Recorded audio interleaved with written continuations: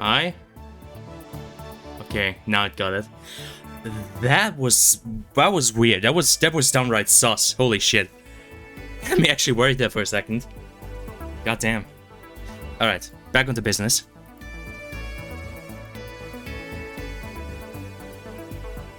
Cat react. Nice.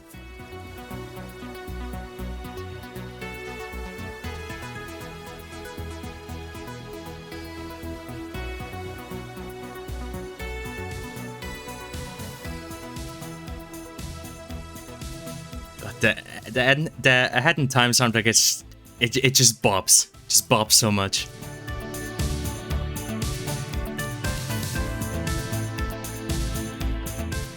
Oh my god, I just had an idea for a funny, but it would take too long, wouldn't it? Hold on. Maybe I can speedrun this.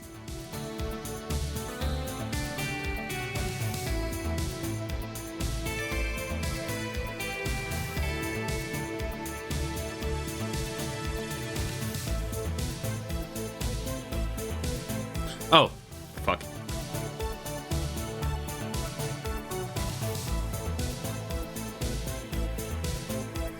It already took too long because I had a spelling error.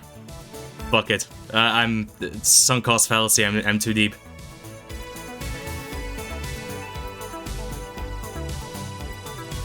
I don't actually.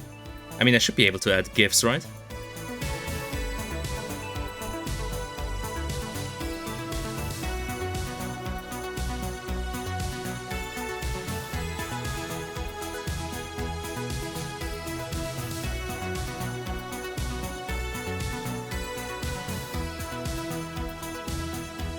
There we go. Ahead in Time soundtrack is straight up cat jamming.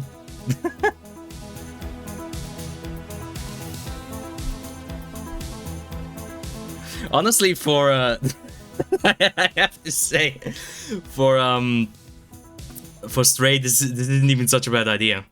Though, you know what? Before I do anything else, I should maybe check if my sound's still good. Okay. Swear it sounds. Could almost say it sounds a bit more pipey than usual. Hold on, let me do a proper sound check before the music starts again. She sells seashells in the seashore. She sells seashells in the seashore. No, we seem to be fine. Okay. Anywho. So. Announcement was done.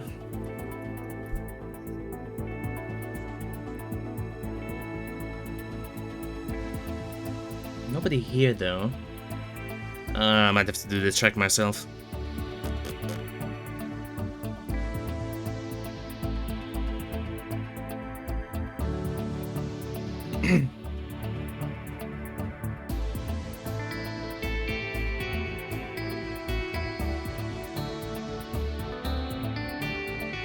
Cat. Oh, hi, John.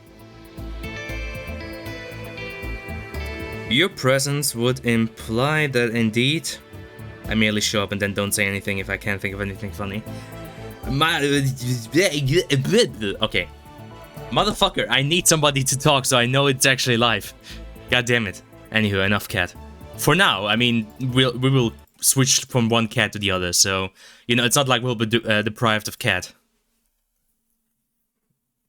Motherfuckers lurking in chat. How dare you? John, if you don't say anything funny, how am I supposed to say anything funny? Then again, I'm supposed to be the streamer, aren't I? Am I the YouTube funny man? Well, I'm not in the YouTube. Oh my god, that is adorable. I didn't even see that notification the last time. Stray is best experience with a controller, and they have a fucking cat, like, playing with a controller. That is adorable.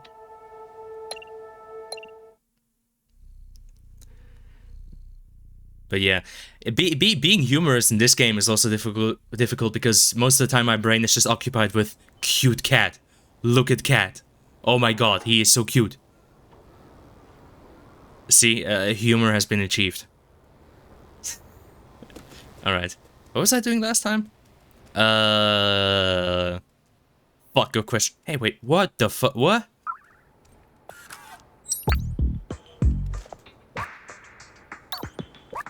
Hold on. Says mysterious password. What's it say? It's written follows the numbers, but it looks like a binary language. Succession of ones and twos. Ones and twos. I'm a dumbass. Zeros and ones. You must be able to decipher this code in one way or another. It's probably related to safe. Hold on, let me try something.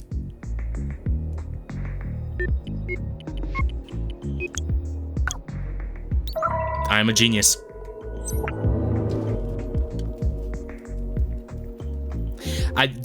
My brain power is downright terrifying.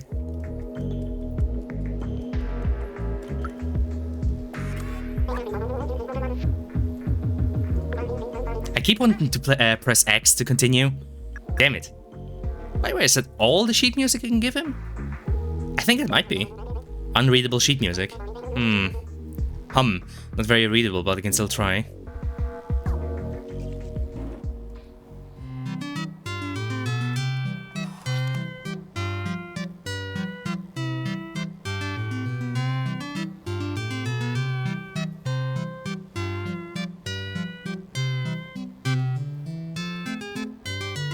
Cat spin.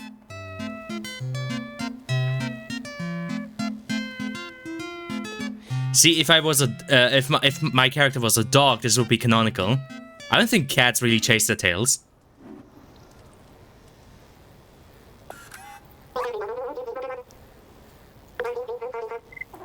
I think you can find more. Good question. I don't know if there is more.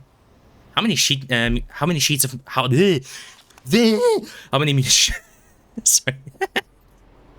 I'm sorry, I'm just having a slight case of brain damage, but no, seriously, how many more sheets are there? I mean, that was 8 out of 8, so... It couldn't be too much anymore. No, couldn't be too much. Ah! Okay. I'm fine. I am entirely mentally stable. Oh, look, a civilian airliner. Okay, those fucking memes, I swear to God. I don't know. I would almost say it's maybe too early for this shit, but au contraire, it's almost too late for this shit, isn't it? Alright, what are you doing?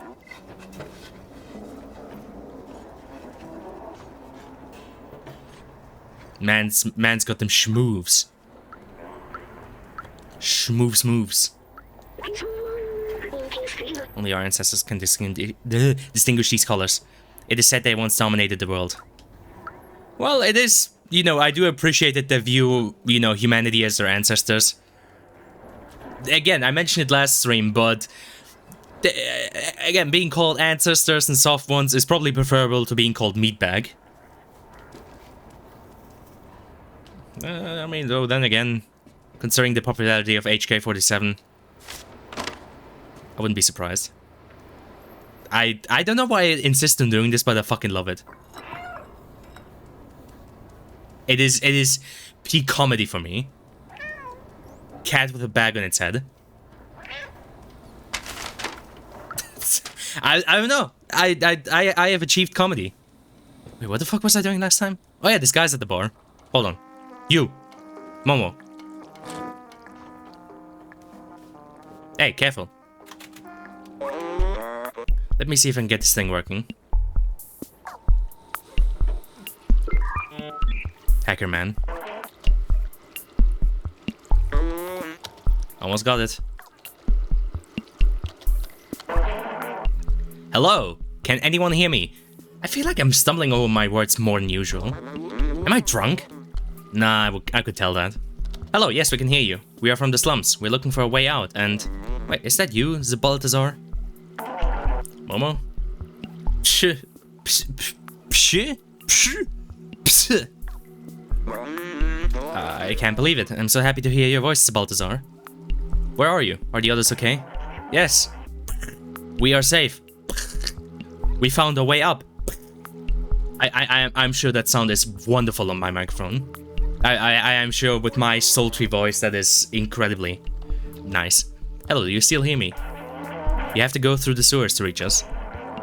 I'm not gonna make this sound effects. Very dangerous. Zergs everywhere. Again, I'm available. If you need a voice actor, I'm right here. Sewers? How? Hello? Darn it! We've lost the signal. I can't believe it. Balthazar is alive. He and the other outsiders managed to go up through the sewers? No, wait, that's a question. He and the other outsiders managed to go up through the sewers? There you go. The sewers are the most dangerous place in the slums, but if Balthazar made it, there must be a way. Hmm? I will send this cat. I'm sure this cat is a tough survivalist. Seamus, you'll never get past the sewers. It's infested with Zergs. They'll make a quick meal out of you. Especially you, little one. Many tried their luck in the past. It doesn't end well. Anyway, I warned you. Your business is none of my business. What's the code they got? Guess the language. What code? Oh my god, fucking jump scare back there. Hey. The guy who's talking to us. I fucking wish I had a webcam in these moments. Look at his boonie head. Now look top right of his boonie head. Fucking made in France. Fucking French jump scare. Jesus. I'm not ready for that kind of shit. Made in France. Oh, made in France. On screen they're showing a screenshot of some C++ or something. Oh, you knew? You think? Yeah, I mean that one was obvious. I'm betting C++. I don't know. God, these fucking sound effects. Seamus. His father, Doc, used to be a great scientist. He was working on some new weapon to fight the Zergs. What is so difficult about coming up with a... Humanity came up with a fucking flamethrower in... We had flamethrowers by World War I. What the fuck is wrong with you people? I'm pretty sure fucking Isaac Clarke could build you a flamethrower out of all the fucking scrap you have lying around.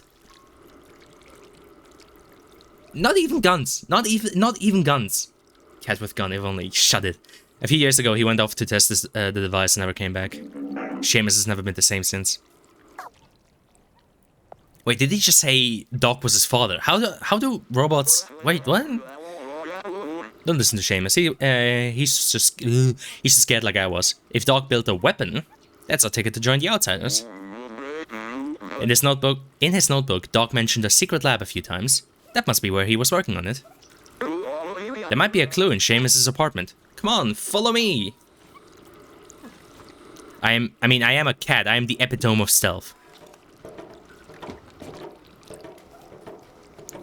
You know, it takes a lot of bravery to just walk around in a bath suit like that. I couldn't pull it off. I sure as hell could not pull it off. I mean, then again, he does have the rice hat combo, which I think helps.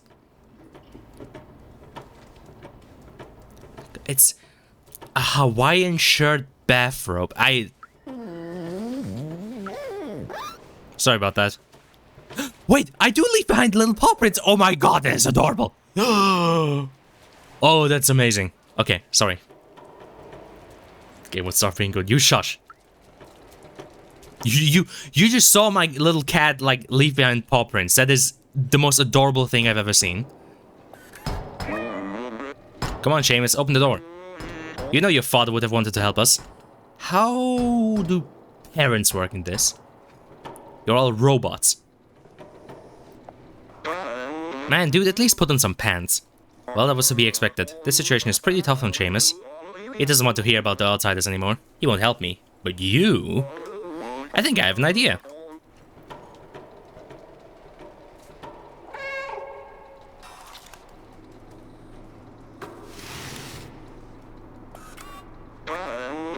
Here, take Doc's notebook and show it to Seamus.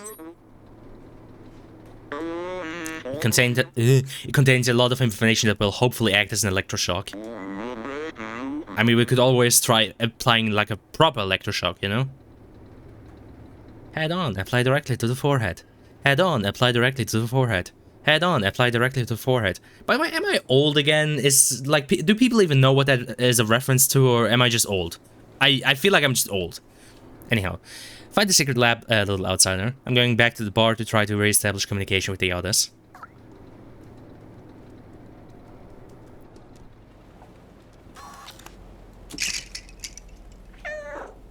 Can I take a dump in this bed?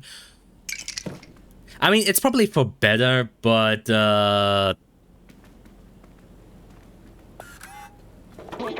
Hey, yo! What are you doing in here? I told you getting through the sewers is suicide. It's a suicide mission. Leave me be. Here, take this. What's this? Wait, is this my papa's? Oh wow, I never knew. There's a secret room in our flat? But where? Good question. Let me knock down this painting of you and your father. Again, don't ask me how that works.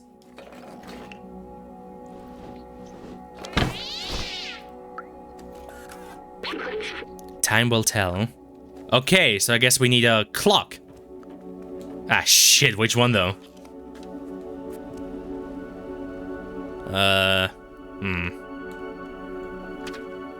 What are the other paintings?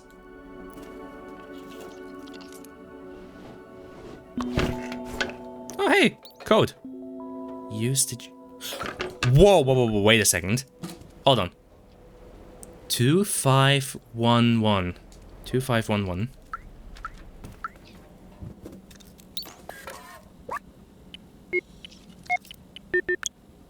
My genius is downright terrifying. Holy shit, I should be institutionalized for how fucking smart I am. Good god. Somebody stop me.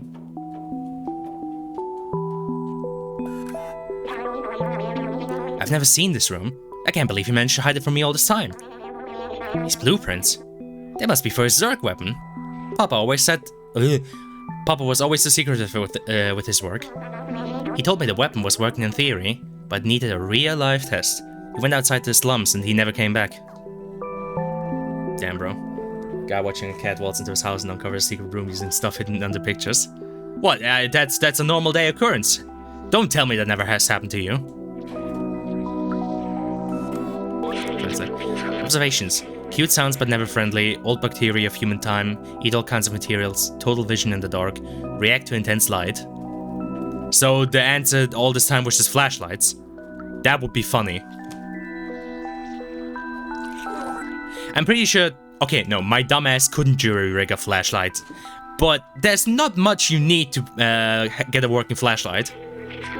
There's like light bulbs all over the place. Robots use headlines. Zerg are officially no longer under control. They now eat metal. The robot has a flashlight. Bruh. I guess the question would be how much fucking lumen do you need to actually, you know, get rid of a Zerg? Box.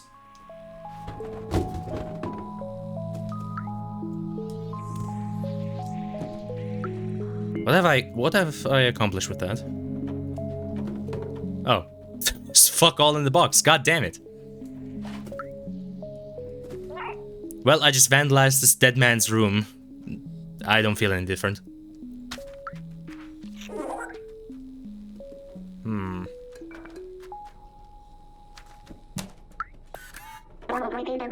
Find anything interesting in here? Nada. I feel like there should have been something in the box, but there's nothing here. It's just a box. This makes me sad.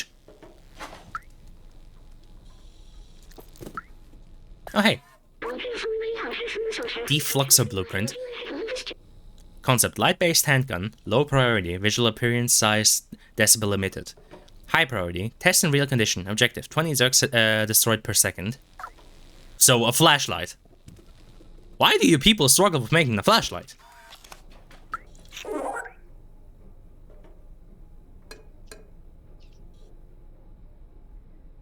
Amazing. What else is there? I feel like I'm missing something. There wasn't anything else up here, right? Nada. I'm still kind of miffed about the box. I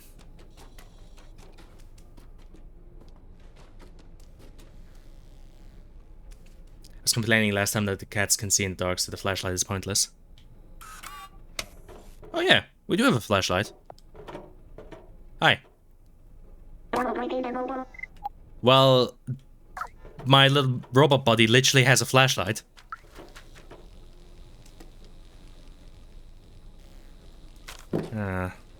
What am I missing?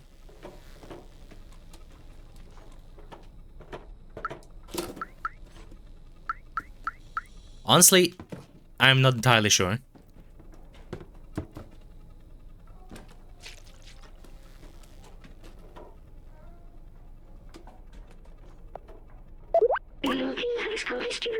Secret lab. Do all scientists have a secret lab? The Zerg weapon should be around here. Okay, so I am looking for the weapon.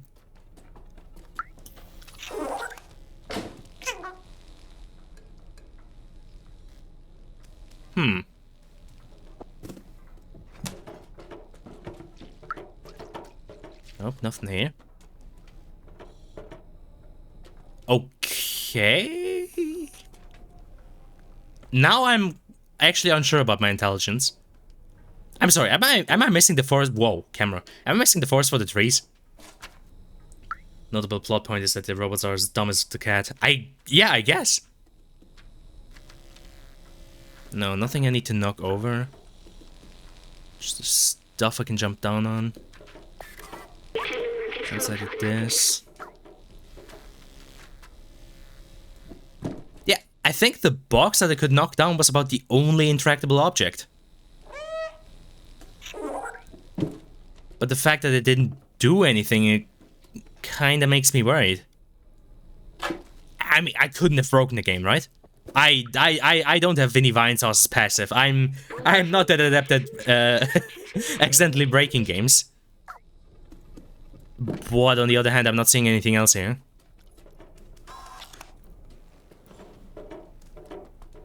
I got nothing. Maybe there's more stuff behind the paintings? Hold on.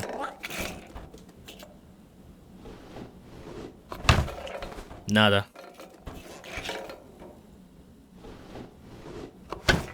Nope. God damn it. I ain't seeing shit, John. Are you seeing anything? 'Cause I sure as hell am not seeing anything. At least nothing outside of the usual clutter. Wait a second.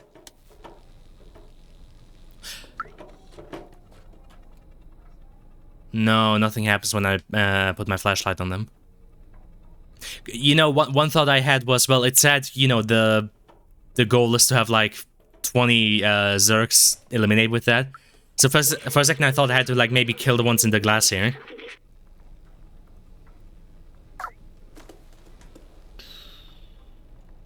Wait, can I get up there? Oh, wait, this box. Oh, okay, okay. I got it.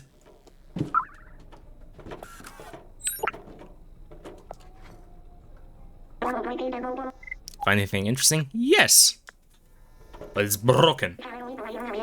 Wait, I remember that. That's his tracker. Papa always used that tracker to keep an eye on where I was. Maybe we can reverse it to find where he went. I can't believe my papa might still be alive. I've missed him so much. You need a weapon for the Zergs, right? My papa definitely took one with him. You just need to repair the tracker so we can find him. Someone in the slums should be able to help. Come with me, I'll open the door for you. Okay, and this is where we get to Elliot. Elliot. Aliens.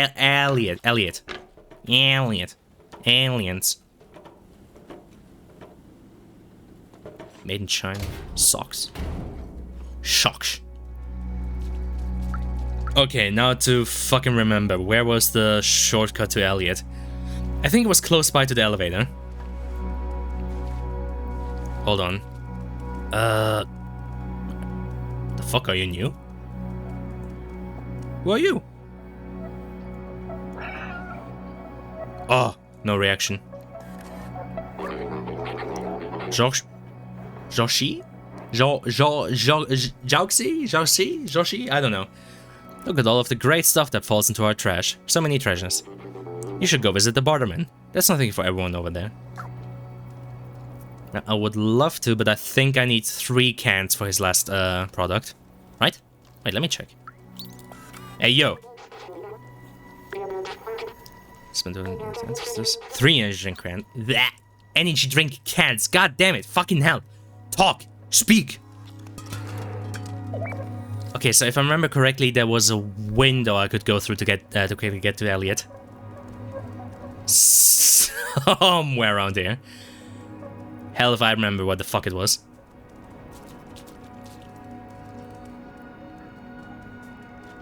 You know, I thankfully am only mildly retarded.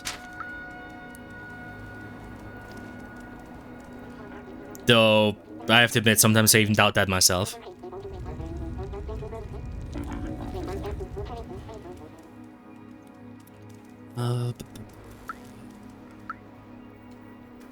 Currently thinking. So this is the door where I need to scratch, and that's where I get to L, right?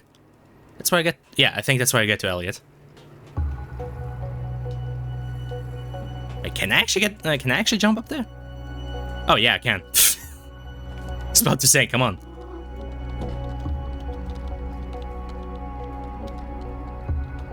Your average programmer.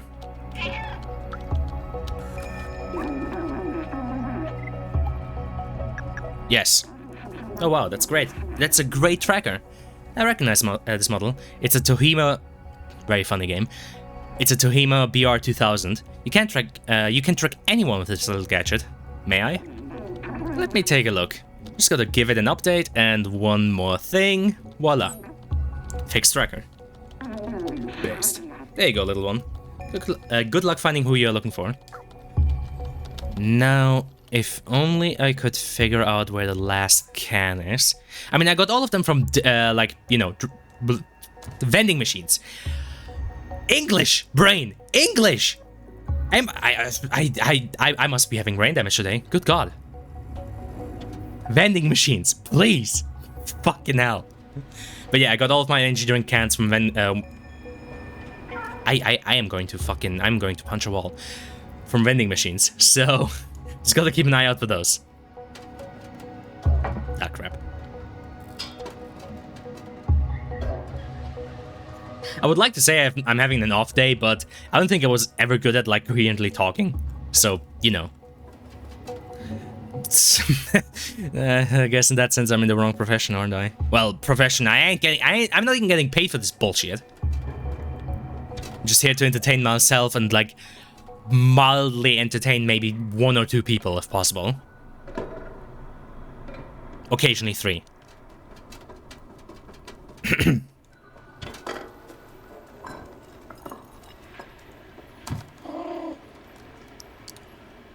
Wondering if I'd missed anything.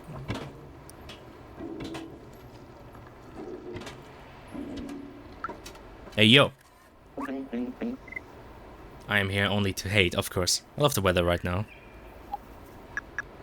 Wait, why can't I show him stuff? Oh no, wait, what am I saying? I can show everybody stuff. Sorry, my dumbass forgot for a second. You can show items to all of the robots. Hey, yo. Hey, Steppo. Welcome to the show. Funny cat. Now, if only my dumbass knew where this last vending machine was. Vending machine. Oh. Well, good luck seeing anything with that, my guy. I can name those lights like the real constellations. Sorry, like real constellations. The big circle? The ball? No, needs more brainstorming. Hello, you. What do you want? Nothing right now. It mildly worries me that I can still show everybody stuff, because it makes me think that maybe all of these guys will still be, like, you know, involved in quests. Do you know how Lovecraft named his cat? Oh, fuck off with that. That joke is old. That's an old meme.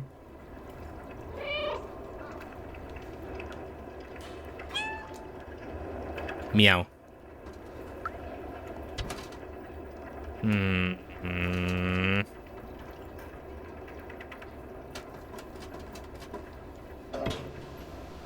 Meow, exactly.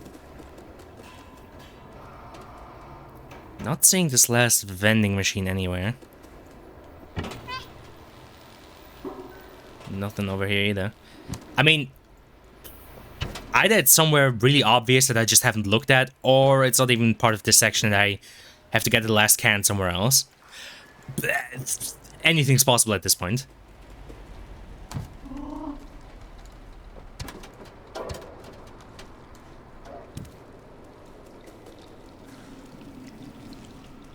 Rest in peace, humans. More like rest in piss. It's about the best we can deserve. Or hope for.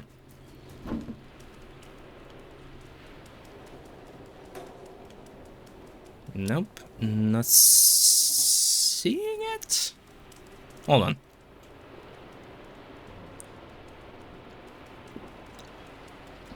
As you know, I was just thinking about maybe getting myself, you know, something to drink. But then I realized there's still a fucking glass of Cola Zero sitting right there next to me. I will not stand such anti-human sentiment. It's not even anti-human sentiment, it's more like just reality, because we're all gonna die. Probably. Likely. Very likely, I would argue. I mean, you look at the current circumstances and tell me that we have a chance. Jesus, you look at fucking what happened during COVID and tell me we have a chance. That is adorable. Yes.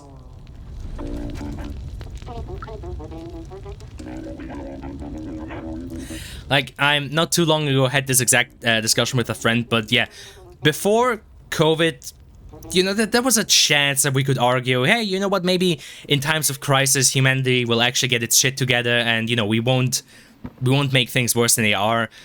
And then COVID comes, and you just see people, like, yell out fascism and human rights when, you know, they're being told that they have to wear a mask. And ever since all of that fiasco, I'm just like, there's no hope for us. Yes! And I got a fucking achievement for that. Amazing. No, there's no way we just give up. Not even that we just give up, more so that we just drive ourselves into a situation where we can't even change anything. The point of no return is an actual thing. No hope for humanity, indeed.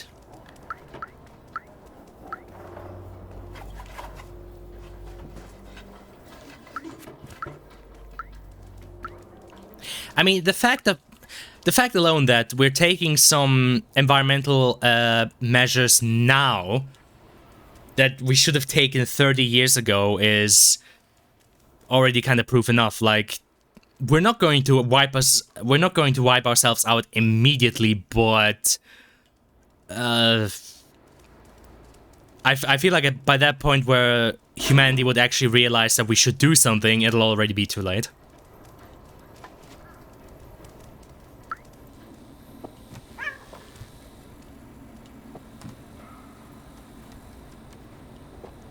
And honestly, if we do squander this chance that we have, do we really deserve another?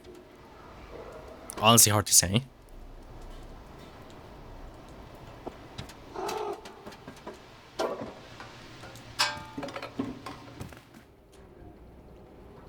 Idiocracy time. Maybe like half the population would die, but the species wouldn't. Well, I mean, maybe they'd wish they die at some point.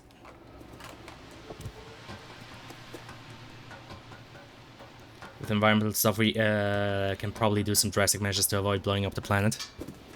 Well, less so blowing up the planet, just bringing it to a point where it might not really be livable anymore for us. Like I said, there's a non-zero chance of basically desert Earth at this point. That shit just heats up to such a degree that, you know, everything around the equator just turns into a fucking desert. Also, you know, there's this little thing that plants, trees, and kelp do that's called oxygen generation. And if we keep, you know, cutting down the Amazon, and if we keep, you know, poisoning the oceans and killing all the kelp, yeah, guess what?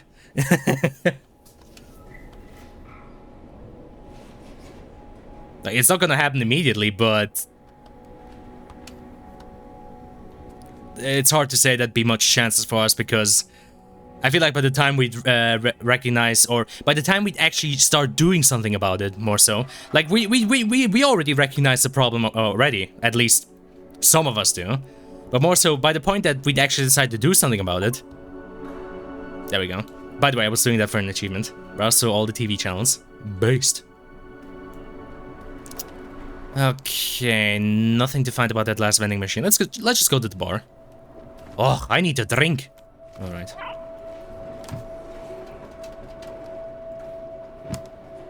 Could probably cool the planet manually if we really needed to. Or warm the planet. We can generate oxygen ourselves. Not quite as good at it, but it's doable. Well, I doubt we could do it at the sort of, you know, what would you say, quantity that we need to. Oh. Announcement. Looking for someone capable of monitoring the southern entrance to the safe zone. The remuneration is 2 pints of Suba oil per day. Please contact the Guardian. Swooby, Shweebity Booey, Swiggity Swoody. I'm coming for that booty.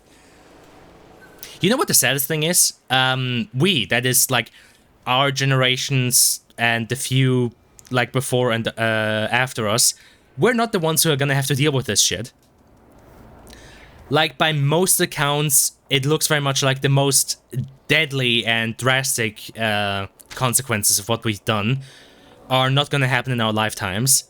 So, you know, we and especially the fucking boomers have caused all of this, and we're not even gonna be the ones to fucking, you know, have to deal with it. That is honestly a very fucking depressing thought.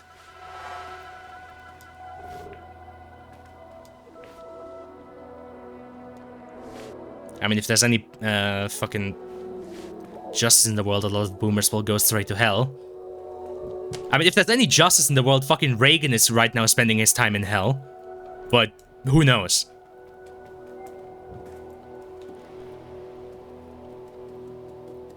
Lol, Unreal Physics Engine.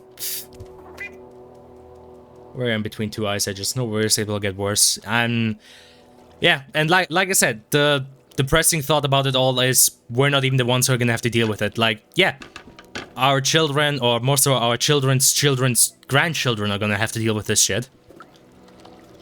Isn't that just a fun thought? I'm really struggling to get the connection back. Do you find anything interesting at Seamus? Yes. Sorry, I don't know how to use that. What? What do you mean? Oh, wait, sorry. I'm a fucking dumbass. I have to bring this to Seamus first. There's an issue of scale, but when survival of humanity is at stake, we can afford to have immensely large oxygen production facilities.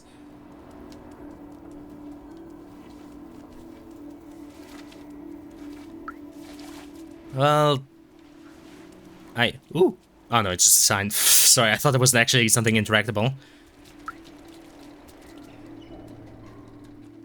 There you are. Hi. You managed to fix the tracker? Yes! You did it! You fixed it! Well done! Oh god, what's happening to your head? Give it here.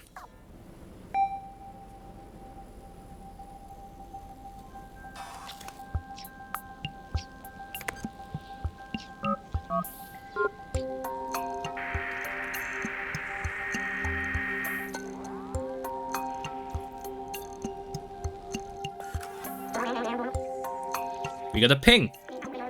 Is Papa really alive? I can't believe it. Let's follow the tracker. Maybe we'll find where my Papa went. Imagine he's just like outside around the corner. Oh, hello son, I've been spending the last fucking 5 years here. How have you never noticed?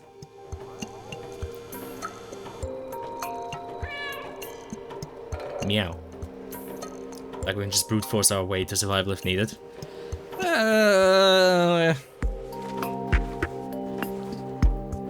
Maybe, but again, if that would be really a life worth living, I don't know. I mean, one thing I am absolutely sure in, and that is that our current living standards are not sustainable. Like the living standards that we currently have, I guess more so in the Western world, I should specify, is not sustainable. I always say, like, the first and best indicator of that is just the meat industry. Like, I always say, for example, a nice steak or something like that used to be a luxury that you would maybe have on the weekends, because you know what you would eat the rest of the week? Vegetables and like every other part of the animal. You know, you put the hoofs of a pig in stew, or its ears, or you know, you would use the intestines in fucking sausages and shit. And yeah, so our current model with, oh yeah, I want to have 5 steaks is no, it's not at all sustainable. This must be it. He really left the slums. It's dangerous out there, but I must be sure. I need to know. Let's do this. I hope homeboy here doesn't die. I mean, I'm just a cat. There's only so much I can do. 90% of the planet can die and still a shit ton of people. Then we can fix shit and rebuild. I don't know. I'm having a hard time sharing your optimism, considering how hard we can fuck up the planet and how irreversible some of the damage we do can be. I mean, remember, there are, like, just the sheer biomass on planet Earth has gone back just by so much. Like, the amount of insect life and bird life that has gone extinct is fucking ridiculous. Like, if you look at, like, old paintings and pictures and shit, when there was, like, stuff like bird migration, it wasn't just, you know, a few of them in, like, V formations or something like that. The entire sky was supposedly fucking just filled with them. You don't see that shit anymore these days, just because there's not enough of them around anymore. Look at all the Zerg eggs. Will eat us. I can't do this. I'm not as fast as you. The Zergs will get me for sure. Here, take this badge. My papa will recognize it. He will know that you're a friend. Gain new item. I'll open the door for you. Worst case, we just find a new planet. Doubtful.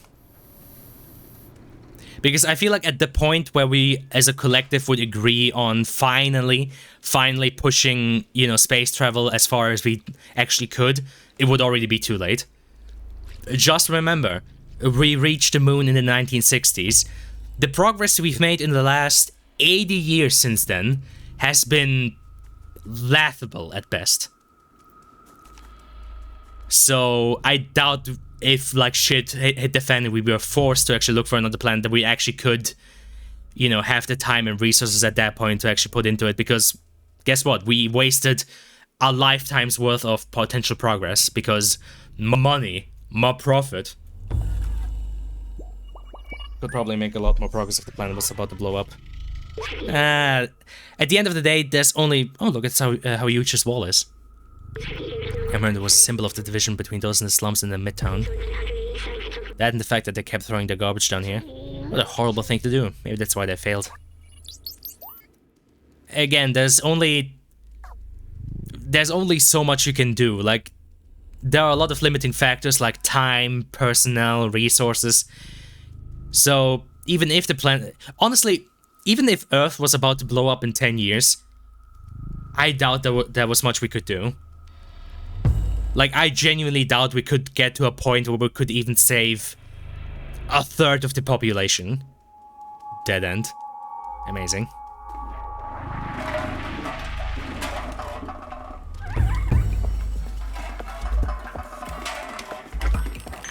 Nope, flashlight doesn't work.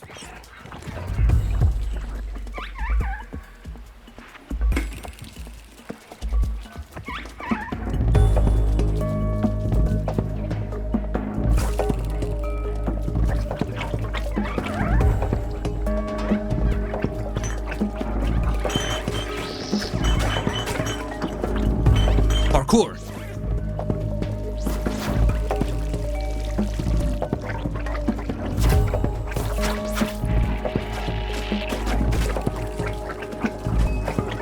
Ah! There we go. I was about to say I should maybe jump.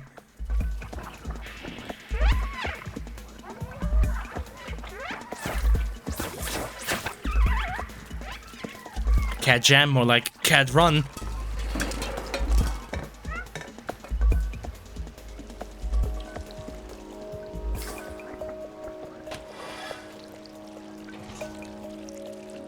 So, what has happened in your life that you sound so depressed, my dude? I don't know. I feel like I've always sounded like this. What, do I like sound distinctly different from back in the day? I don't really feel like much has changed. Yep. Okay. Damn. I don't know. Much more depressed. Okay. Hard to say. Oh, shit! Oh no, cat. I guess I just had a bit more of a chipper attitude back in the 5th guards. Oh no, cat is limping again. No. Dog should be nearby. We must be close.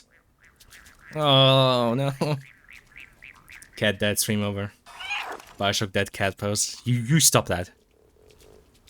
Oh god, my little heart. No.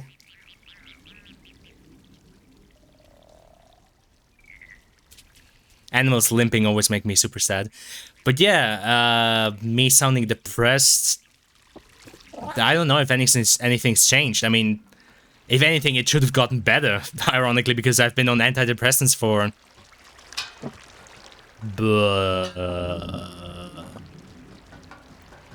I think since at least 2020? If I remember correctly, because I remember going to my psychologist, or no, psychiatrist, sorry, back when we had to wear masks. That was when I went to my first guy, and yes, I'm pretty sure it was either at the tail end of 2019 or at the very start of 2020. I don't know, I guess I've just gotten older. I'm not the wide-eyed, positive young lad I was once. I've gotten old. It's probably your gay-ass new mic settings. What do you mean? It's just making sure that I don't fucking peak all the time, which I think is a good thing. COVID has returned to Moscow. Not as dangerous. Oof. But yeah, I don't know. I mean, I feel like there's a lot of stuff to be depressed about, in my humble opinion.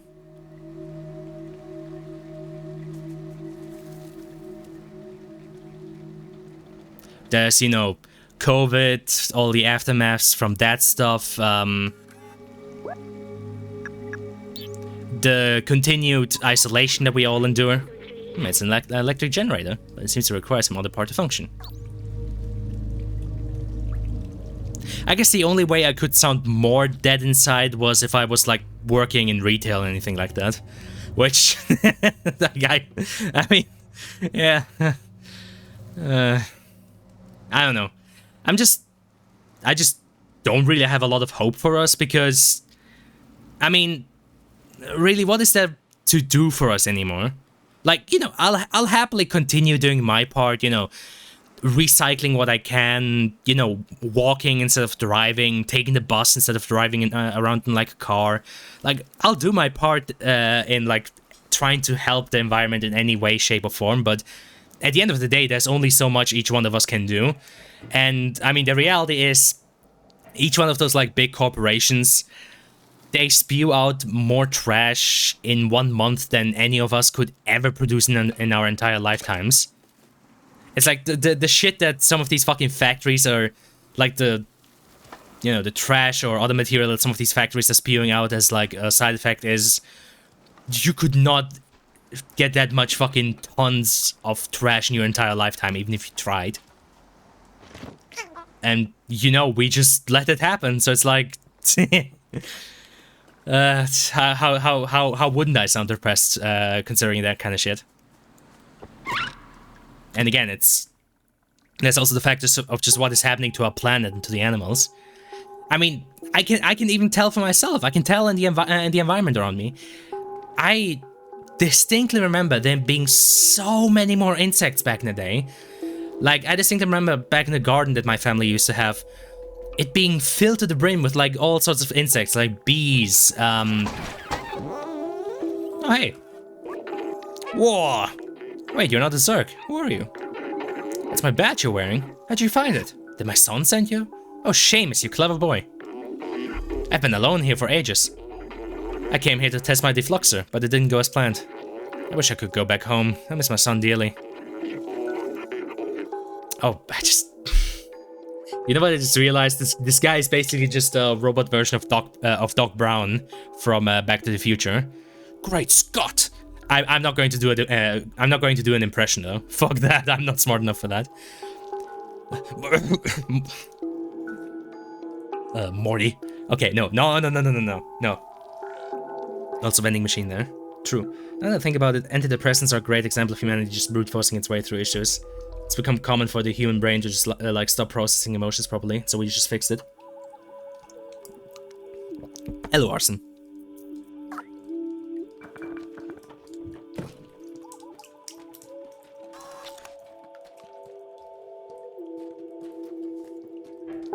Hold on, where was the vending machine again? Because I was so fixated in like what I was talking about, I didn't even really think about it. I think it was outside somewhere, wasn't? Ah, whatever. I'll catch it later. Catch me later. I'll buy you a beer. Was the plaza area? Got it. I'll get back there anyway. Remember.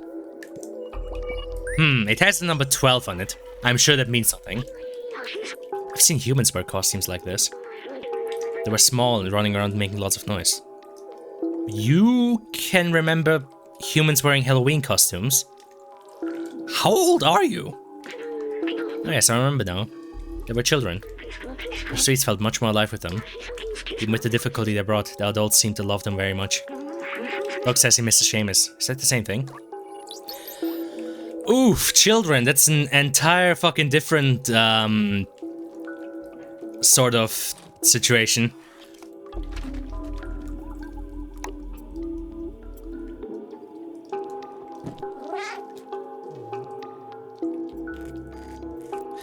Like, yeah, the first time I actively realized the fact that I was actually doubting if I'd want to bring a child into this world was quite harrowing. That was a bad day.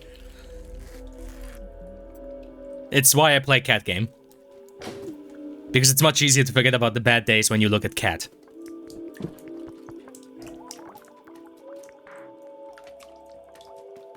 Yeah, but this one's broken. Like it was turned off. Oh, okay. If it's turned, well, if it was turned off, then shit. Shit. A plus ratio. Alright, what am I doing? What are you doing?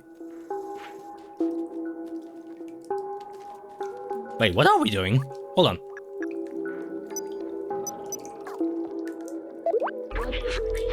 Let's look around to see if we find something that can help us leave this place. Oh, okay. That's what we were doing. Looking around. Well, I'm so very good at that, aren't I? Oh, hey! It's a fucking light gun. Or flashlight.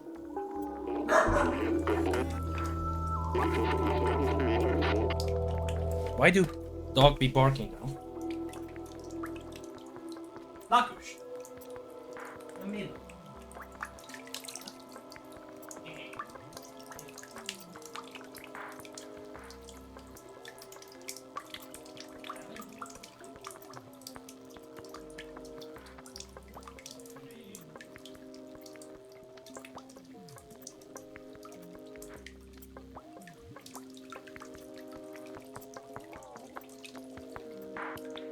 About ecology.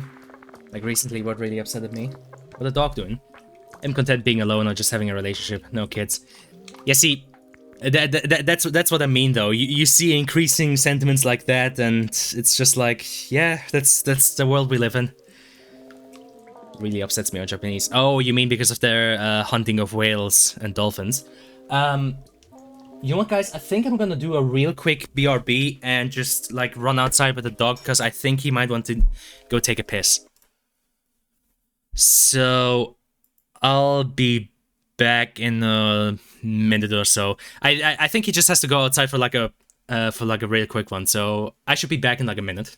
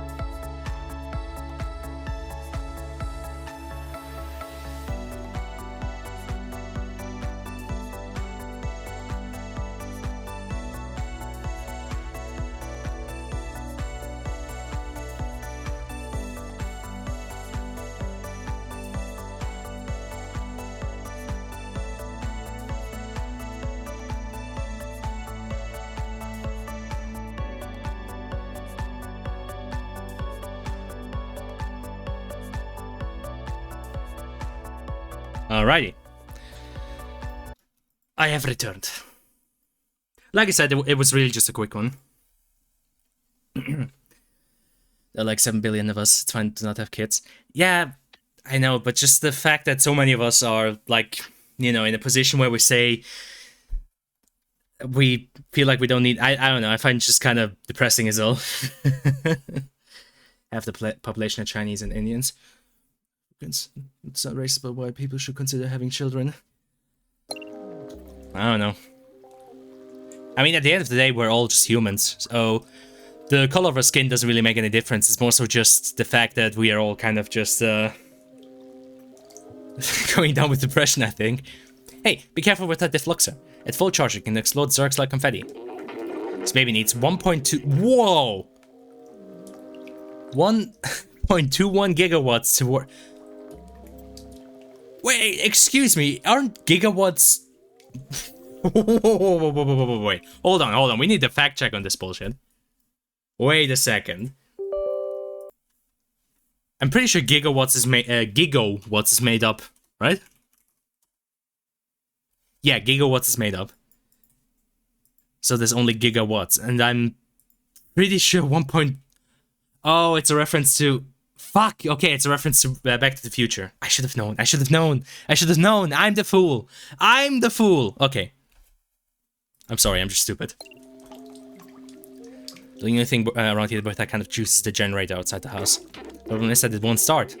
I think a fuse blew, and with all the Zergs around, it's too dangerous for me to go out and fix it. Isn't not wanting kids like transhumans dream. I'm not fast enough, but you just might be. If you can reach the generator and replace a fuse, I should be able to get the defluxer recharged. Go on, follow me. I'll show you what to do. I don't know, the whole topic of kids is difficult. For the longest time, I was of the same opinion that I would just say, you know what, fuck it, who needs kids anyway, right? Like, I was of the opinion that I wouldn't really need it to at any point in my life. But the problem is then my siblings had kids. My brother and my sister. Here, take this fuse. It's brand new. Oh, hello. Turning on the generator will be loud, so expect some Zergs. Once I fix the generator, I should be able to charge and kickstart the defluxer. You just need to follow this cable, charge the fuse, then meet me back here.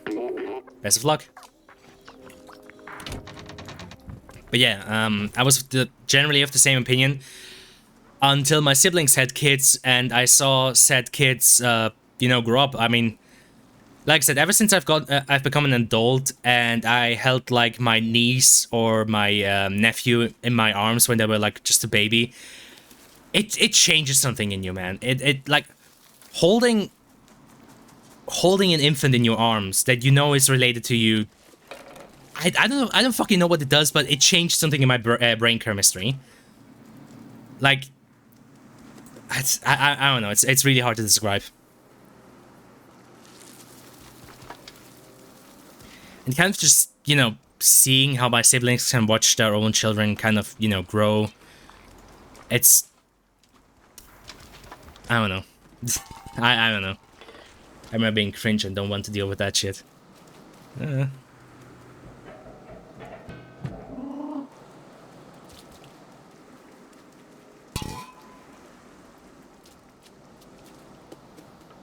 mean, truth is, we were all cringe at one point, but hey, look at us, we grew out of it eventually.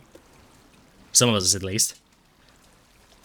I do have to admit, the one horror in all of this would be having to deal with children when TikTok is a thing. Like, I'm not entirely sure how I would prevent or try to prevent a child from, you know, using and getting addicted to TikTok. Because, like, that shit is unironically just brain rotting. Like, you know, we like to use terms like brain rot, you know, for jokes and shit. But unironically, I'm genuinely of the opinion that TikTok is bad for you. Like, that shit genuinely just degrades, like, your mental capacities. Like, not to a, you know, not to a degree like hard drugs. I'm not saying, you know, watching years of watching TikTok will do the same to you as if you're, like, you know, spending years of your life fucking doing heroin or some shit like that, or smoking weed. What? Oh, jeez.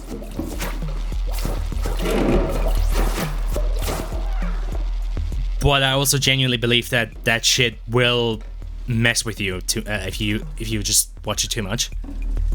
Like, I already see it with some people around me. Like, some people that are a few years younger than me at school that, you know, were just at the right age group to use TikTok. Their attention spans are in the shit. I think you are looking into it too much. I don't know. I don't know, Arson. I don't like that sentiment. Because you know what you sound like to me? You sound like those guys who, you know, always used to say, yeah, you worry too much. Yeah, you're thinking about it too much. Yeah, you're getting too fixated on that. Like, nah, you know, you don't have depression. You just, you know, you just worry too much. And I'm not a fan of that sentiment, my guy. Amazing, you get the generator back on. Have you seen how powerful the Fluxer is? It's definitely our way out of here. Wait a minute, I might be able to mount this Fluxer on your drone. Wait, how would you do that? He's tiny. He's so small. That's rude.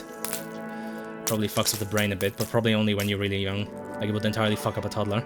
Gen Z and are doomed. They can't fix attention for too long. Entirely fuck up a toddler. I mean, consider this. Like, we generally believe that brain development sort of stops at around have fun with the game, I'll go. Okay, Orson. Everyone always says the new generation is doomed, and it never is. But yeah, people generally say it's about around 25 years old when, you know, brain development stops, so... And again, I've seen, like, people who are, like, 19, 20, 21 who were, like, watching TikTok daily, and you just kind of notice how much your attention span is kind of just fucked. It's not meant to run off such a small power source. If you use it too much, it could malfunction. Just remember, it's dangerous. Let's go back to the village. I'm coming home, son.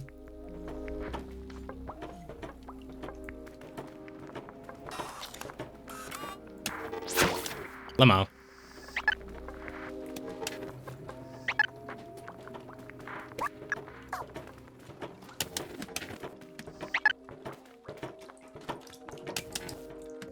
Oh, okay. So, activate it with L1. Can turn it off with the... Oh, okay, you can... Alright, I got it. Okay. Bro moment.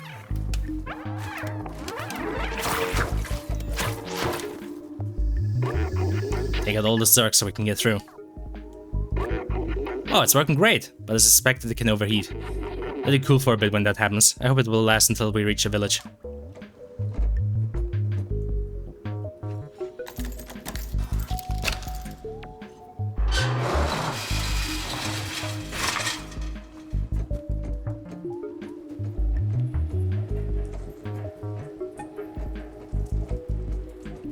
Metal cat.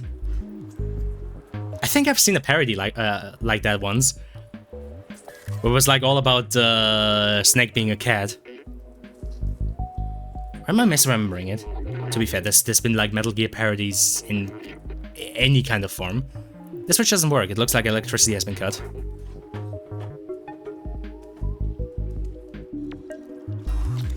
I guess we'll do the age-old thing of follow the cable. Yes. But I do need a barrel.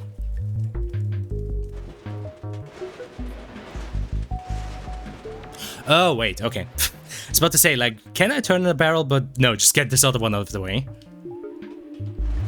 I am so smart.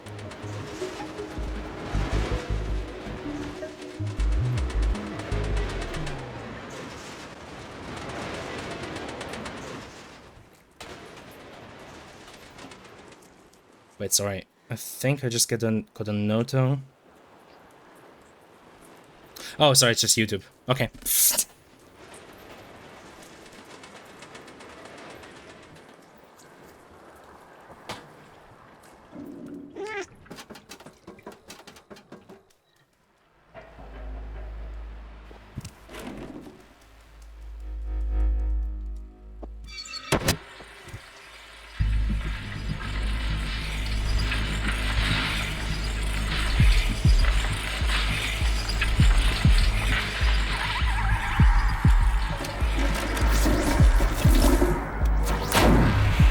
Oh shit. Oh, okay, that's the overheat bar. So wait, how long? Okay, a couple of like 1 to I think 3 seconds. Yeah, if I counted that right, I think it's about like 3 or 4 seconds. 3. Oh shit. You better hurry, my guy.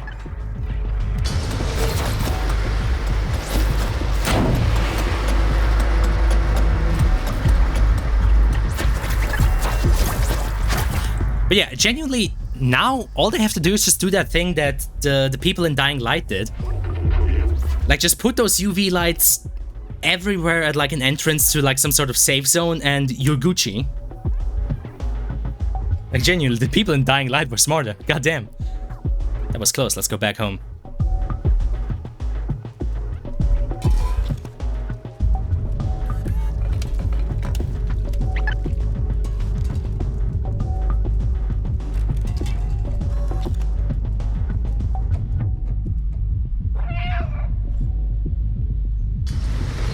Oh yeah, I forgot to mention on the topic of TikTok. I mean, it's maybe a bit harsh to say this about TikTok because any kind of app could and probably is in some way, shape or form spying on you.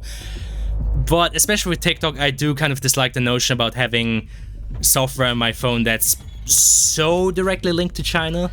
Like, I know my info is ending up in Chinese hands one way or another because every fucking big corporation these days is selling our information. Yeah, literally every app collects as much as it can, I know. So it's, you know, with TikTok it's a bit arbitrary on my part, but I do have to admit with that one it does kind of annoy me just how direct it is. Oh, I just realized he's even like he even has like a jacket like Marty McFly.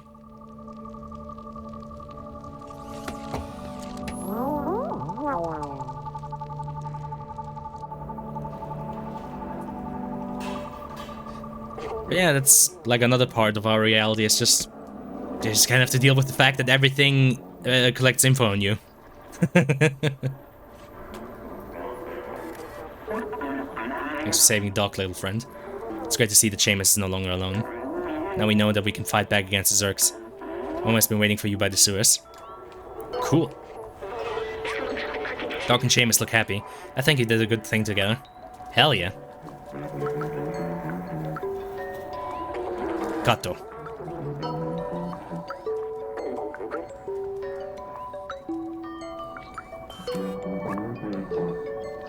Hi, Daddy. What's up, Rosie? Oh, Billy. Do you know my son Seamus? It's thanks to him that I came back from that damn place. It's really impressive, dog. Nobody has survived that long in the Dead City. Sorry, I just got reminded of Metro. So you survived the Zergs after all. You have the 10 cans you owe me? Lamau. Oh, and did you meet that weird orange creature walking around? You must see him walking around. No, the cat is only in your head. Yeah, sure, I'm so happy he's back. It's all in the head. Confirmed. Oh my god, homeboy is wearing socks. Jesus. Talk about civilized. God damn.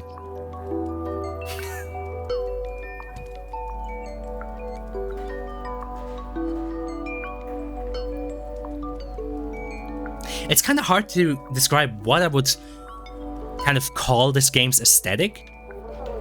Like, it's sort of...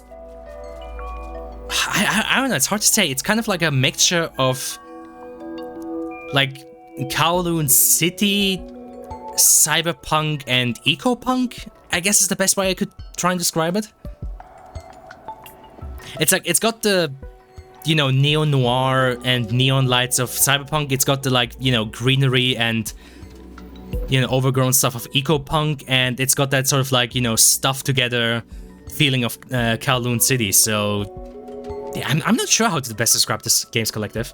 Bit of HLA in there as well, especially in interiors. How so? You mean just with, like, how detailed the interiors are?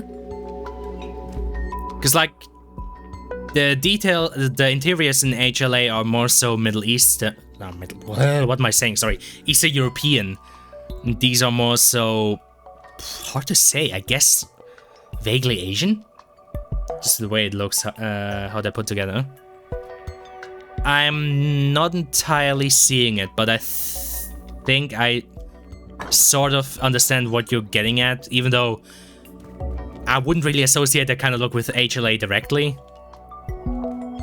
It's more so just a look of like messy environments that are supposed to kind of, you know, look lived in. Guy who's only played. I keep getting HLA-ish vibes. Guy who's only ever played HLA. Yeah, I think that's part of the problem right there, Chief.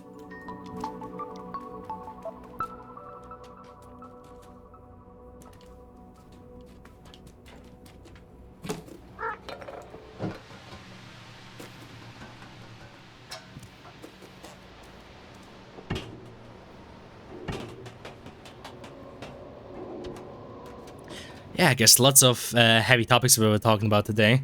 Even though, you know, it's funny cat game. See? Exactly.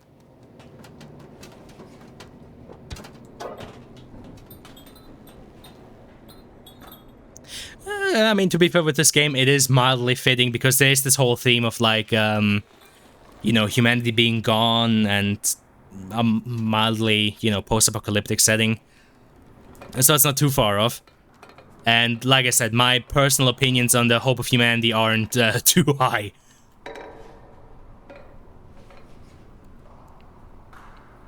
Though to be entirely fair, my personal opinions of myself aren't too high either. So it's entirely possible I'm just projecting. I don't know.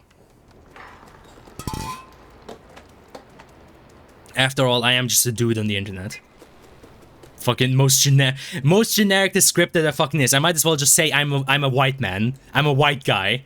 Like, how much more generic can you get?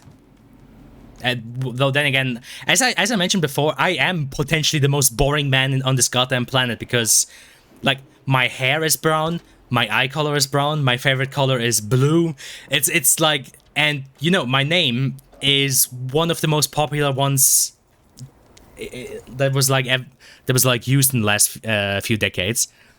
So it's like, I honestly, I am probably about as fucking milquetoast as they come. I just think humanity wouldn't allow itself to just go extinct. Not necessarily that I'm not even arguing that we would allow ourselves to go extinct. I'm also arguing that we would wait or try to stall for as long as we could until we'd reach a point of no return.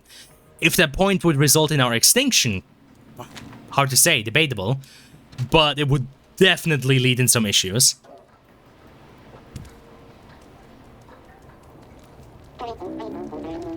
And again, it's hard to say if our civilization could bounce back from like a third or half the population dying.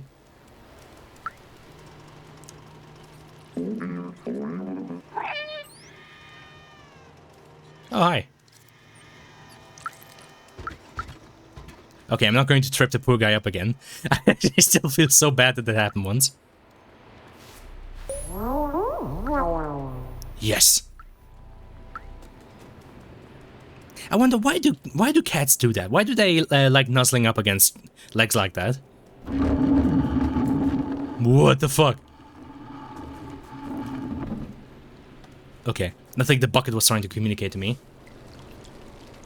At the very least, we would take the entire planet down with us. Oh, absolutely. I mean, you could argue there already are parts of the planet that we have taken down with us. I mean, what's the time frame again on Pripyat being livable again? Isn't it like still like 10,000 years or something like that? My guy, you need to be careful. Plus minus, yeah. It's like, yeah, if we were to go down, we would take the entire goddamn planet with us, because why the hell not? No, well, not because why the hell not, because we keep fucking ruining our environments and killing all the animals. That's, yeah. Oh yeah, sorry, the point I was getting at earlier is I just feel like there used to be so many more like bugs around. Like I remember, like I said, in that garden that my family used to have, like the amount of bees and oh, what are those little things with the spots called? No, that's a fucking German name. They have like a red bag with like black spots on it. Fuck, what are they called? I can't remember. Ladybugs, thank you. Again, the amount of like bees and ladybugs flying around and everything. I feel like there used to be so much more. Like these days when I, you know, go to the park or something like that to hang out, it genuinely feels like there's just so much less flying around as there used to be. Good riddance though, I hate bugs. Fuck bugs. You don't want to get rid of the bugs. You especially do not want to get rid of bees, but you generally don't want to get rid of bugs either, because you know who likes bugs? Birds.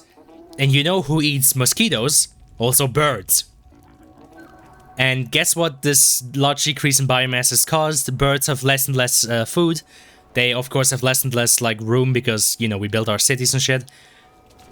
And yeah. There are better pollinators than bees anyway. Doubt? I kind of doubt that. There weren't bugs, there wouldn't be mosquitoes. Yeah, the problem is though, the kinds of bugs that would survive our shenanigans would be exactly the kind of ones that we want, you know, that we wouldn't want to survive.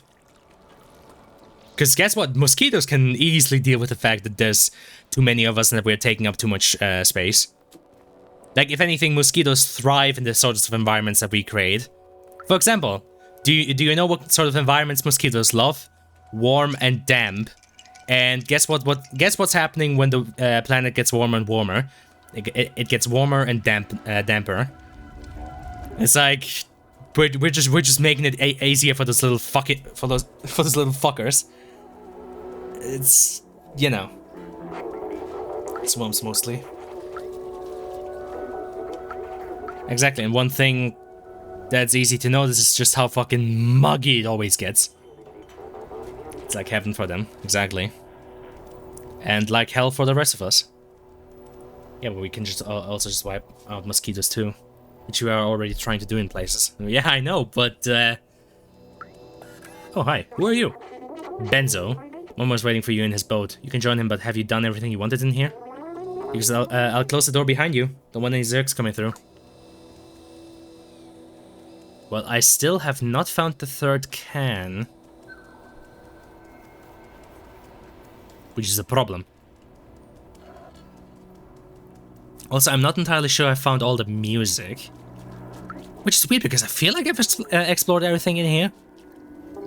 But evidently not. And I mean, the game is basically telling me, hey, there's a point of no return. So, if you have any outstanding stuff to do here, do it now, dumbass.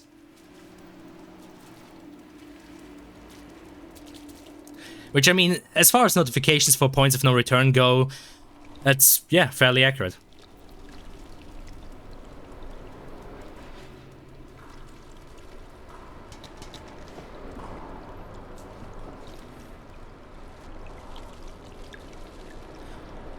But yeah, I don't know, on the topic of me sounding more depressed than usual, I don't necessarily feel different.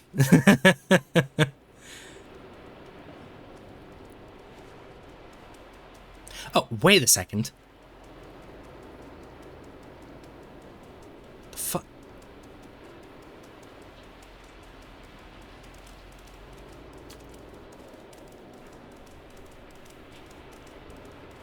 Weird. So yeah, I don't know, maybe I just sounded like much more chipper back with the 5th guards, which would make sense because, I mean, I had a hell of a good time with the 5th guards. I do miss parts of that a lot. Or maybe it was just better at hiding it. I don't know. Like I said, I don't really feel too different. I just feel older. Well, okay. I mean, I like to make jokes about it. Thankfully, I don't feel too old yet. I know it supposedly gets worse in your 30s, but honestly, I've resigned myself to the fact that I'm probably not going to feel too different even in my 30s. And I'm just going to have to deal with the fact that I will still be myself. For better and for worse. But yeah, getting old is cringe.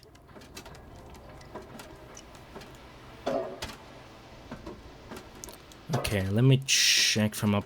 I guess maybe the best spot for viewing would probably be for Momo's place? I guess...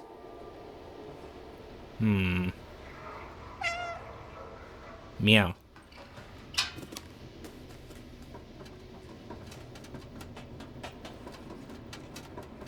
Not seeing any outstanding vending machines anywhere else. And I mean, every other can I was able to collect came from a vending machine, so... I'm not seeing a reason for why the game would, like, do it differently with the last one. Or I guess maybe I screwed myself over with buying that one sheet music, like, sheet paper? That would feel weird though, because I don't feel like the game would do that. Just like locking you out of one of the things to buy. Problem is, I'm having a hard time defending that theory because for the life of me, I cannot find this last vending machine. God damn it.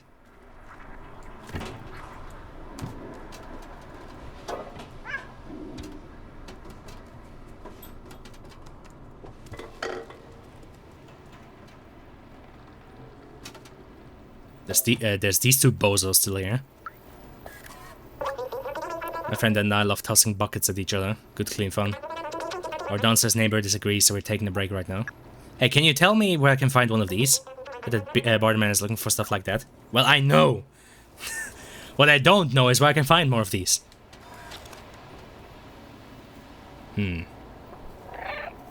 Exactly. You know, you wouldn't notice at first that they're basically sitting inside the elevator that's going... Oh, wait, that's... Wait a second. So is that chamber the elevator, or is that the elevator? Oh, I'm not entirely sure, actually. Never noticed that, though.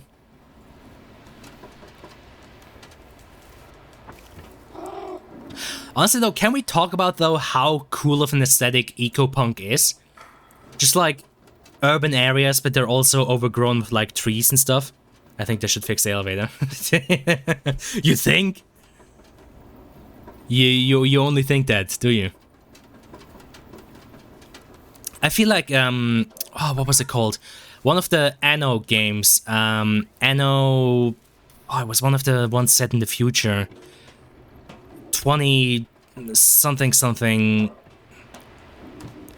I think it had, like, an option for your cities to be, like, you know, sort of those, like, eco-friendly cities where, you know, you have, like, a lot of greenery and trees integrated into the housing. And I do have to admit that there is something about the sort of aesthetic of, like, having urban environments mixed together with, like, nature that, like, just looks cool. I'm not sure if the name eco-punk is accurate or not. It's the best one I can come up with, but I don't know. I do enjoy the aesthetic. There, he brought this all on themselves.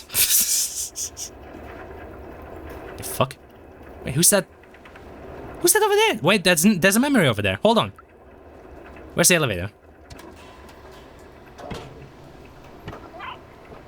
Been here for hundreds of years and can't even keep the place clean or anything. That, to be fair, is kind of strange. Like, the fact that there's this much trash around when, you know, they don't need to eat or drink, so where the hell is all of this trash coming from? I mean, okay, they did establish it supposedly comes from up there, but I mean, if humanity was wiped out, who the hell up there is still producing trash? Like, who's still making all this trash? I'm trash, man. Oh yeah, there we go. Who the hell are you?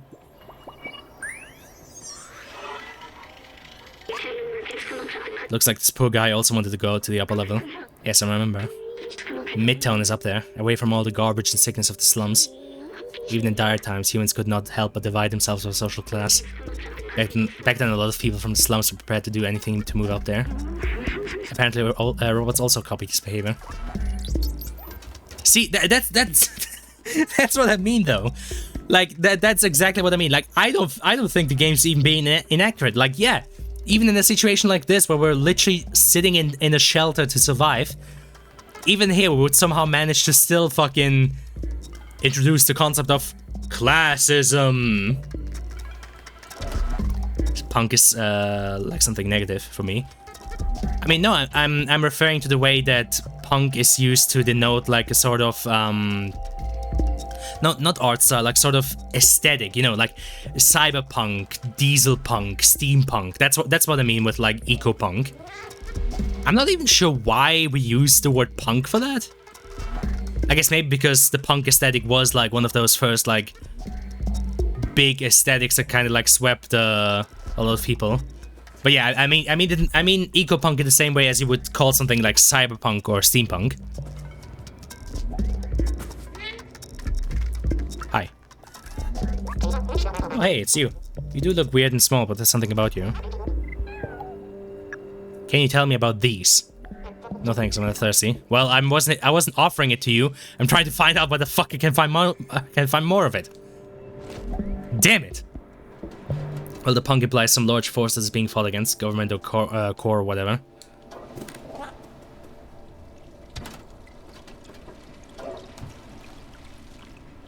Wait, what would they be fighting against in steampunk? Well, I guess there's, technically speaking, anything you can fight against. So I guess the logic with that sort of this description would be that, you know, in eco-punk you're fighting against either against the concept of global warming or a villain from Captain Planet. But yeah, it turns out the villains weren't like weird like mutants or you know guys like Captain Hazard, the Trash Master. It turns out the villains was us. It's humans. We're at fault. I think with eco-punk there would probably be cool and badass vehicles that real men drive. I mean, I know you're making a joke, but that is genuinely one of the points where I just feel like a lot of people... Again, actually, funnily enough, vehicles are one of the few things where I would argue we can fault the collective for that. Because is it really necessary for so many people to you know, all, you know, for everybody to drive in their own car? Occasionally, if I'm sitting in the bus, or if I'm walking by the main street and I'm feeling bored, I just start counting how many people, you know, occupy an entire vehicle on their own without any passengers or anything like that. And the number is staggering. Making a joke, but I also don't understand the point of buying a lame car. Makes no sense to me at all. Biopunk is kind of scary. Like Meat Blob Society. Oh, true, Biopunk. I guess, yeah, Biopunk would sort of fall into the sort of, I mean, Bioshock comes to mind. Well, I'm not sure if that's entirely inside the Biopunk aesthetic. I think it has, like, parts of... By the way, I cannot find this last fucking vending machine. I am...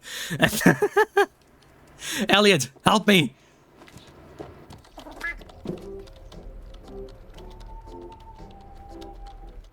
Actually, you know what? I don't think I ever checked in here if there's a vending machine in here. Hold on. Hold on. Maybe there's hope. Any believers?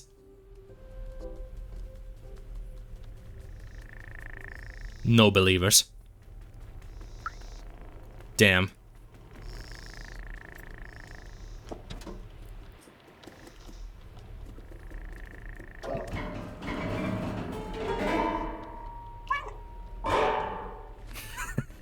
That was almost in tune. No victory for the believers. Shame. But why the fuck do these guys need beds? I mean, I don't know. People buy awful looking cars instead of cool ones.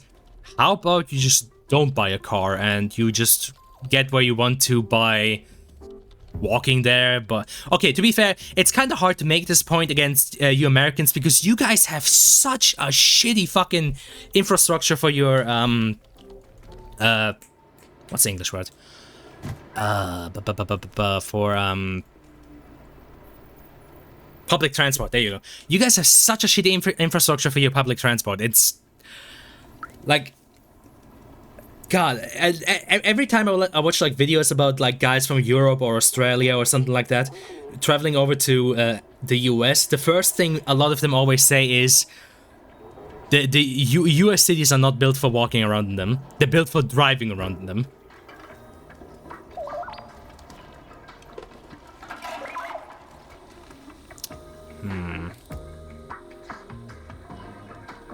Yeah, this is actually a problem. I'm kind of miffed, actually.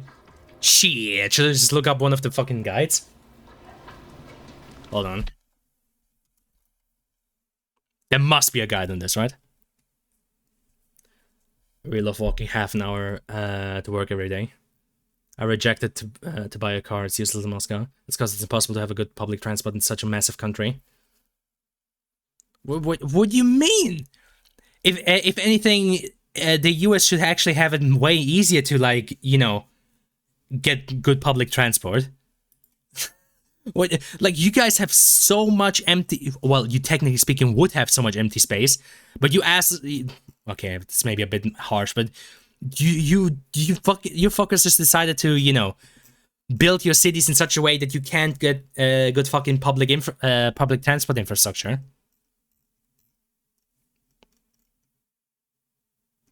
Oh, wait a second. Okay, so that one on the roof. Sewing machine stands on one of the streets to the right of it, where array for robot B12. Sewing machine is located left of Guardian down the stairs. Okay, I'm pretty sure I got that one by Morosk. So wait, where's this one? This drinking machine is well hidden. The easiest way to find it is if you stand next to the place where the granny robot sits. Go forward to the stairs and buckle up. There will be a scaffolding into which the device stands. Oh my god, that is evil. Fuck me. Okay, where the fuck is Granny? Oh, what the fuck, game? That is messed up. Nope, wait, it's Morosk. You're gonna have a public full transportation system in the middle of nowhere. Some random ass town with a population of like 20 people. Well, buses are a thing. Like, it's not that hard to have a bus station somewhere. Also, you know, trains, like, there's a lot of relatively small towns here in Switzerland that have trains going through them.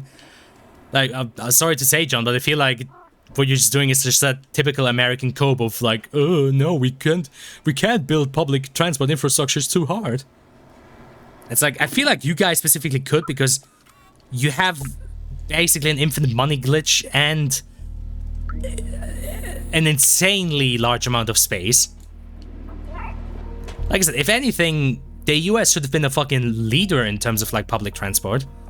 But of course, you know, Ford needed his money.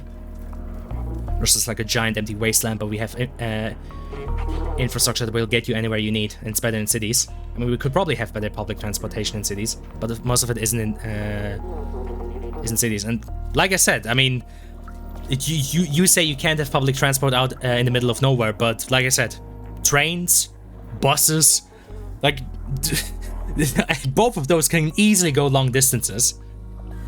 Hello again, what do you want now? Yes. There you go. Oh, it's a memory. I see. Just an early model of companion. Back then they didn't have any personality, they were just glorified autonomous cleaners. I think it's nice that they eventually mimicked humans. It's like they missed them, in a way they kind of kept them from going extinct. They're good robots. Wait, why do you talk as if you're not one of them? B12, is there something you want to tell me? The one is gonna have a train line going in the middle of nowhere, and then in the middle of nowhere. There's so many tiny towns everywhere, it would be such a massive effort to connect all of them. It would be an effort, but it would also be entirely possible, and like I said, the US is the sort of country that has basically the infinite money necessary to do that kind of thing. Like, a lot of European countries do it, and I mean, France isn't tiny, Germany isn't tiny, and both of them can do it. Sure, Switzerland has the excuse that we're way smaller, but there's also a lot of, like, empty space between the towns and cities here, and we still do it. So, honestly, I have to say, John, you guys just messed up, like, genuinely. You guys have no one to blame but yourselves.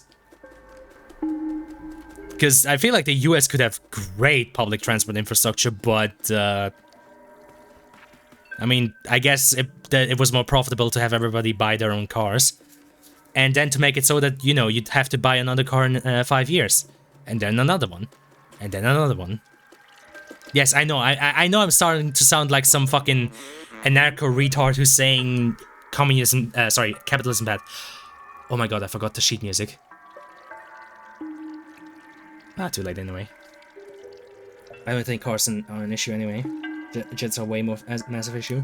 I mean, yeah, they're not the main issue at all, but they are compounding. Dog got the defluxer. With this now we can go find Zabaltazar. Let's go. Zabaltazar? Zabaltazar? Zaltazar? I don't know. Being in Urals, like in suburbs, and even there you'll find a bus moving like twice a day to almost every abandoned village. Yeah, that's what I mean. Like, it's not impossible, it's just that the US... I don't know. I guess skill issue. I don't know. That's the best I can say. The US just has a massive skill issue.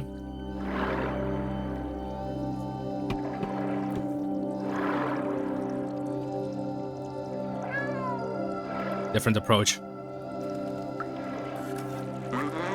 This place is creepy. You know, I would try to make a joke about Metro 2033, but I can't think of anyone. Wait, oh, wait. Oh, no, wait, shit, that was bourbon. Fuck. You know, I was about to make the joke, you know, some people call them shrimps, but I call them bitches. But no, that was bourbon on the surface about the demons. Yeah, people call them demons, but I call them bitches. Fuck. Did the guy who introduced you to the shrimps and did he make any joke about them? I don't know anymore. With most air traffic and would probably have a way bigger effect on removing cars. Oh, absolutely. I'm not saying that like cars are the main issue. I'm just saying like you guys would have had the chance to minimize at least one of those issues. And you did well. It's not like you didn't. It's more so the corporations that lobbied against public transportation and whatnot because, you know, my money. Yo, what's up? I don't see any way to open this gate. Can you take a look on the other side? Yes.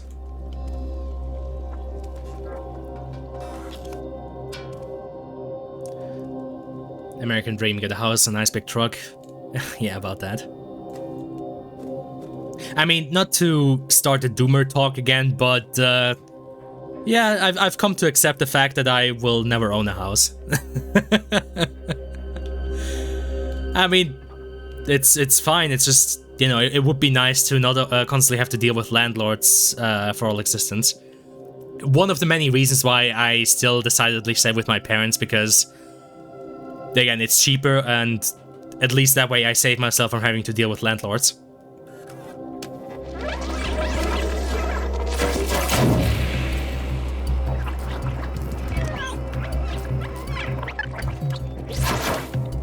Nice.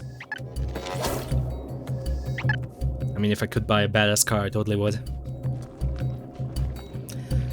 I honestly, I don't see the reason why, though. Like, what do you achieve by owning a car? You have this, like, big...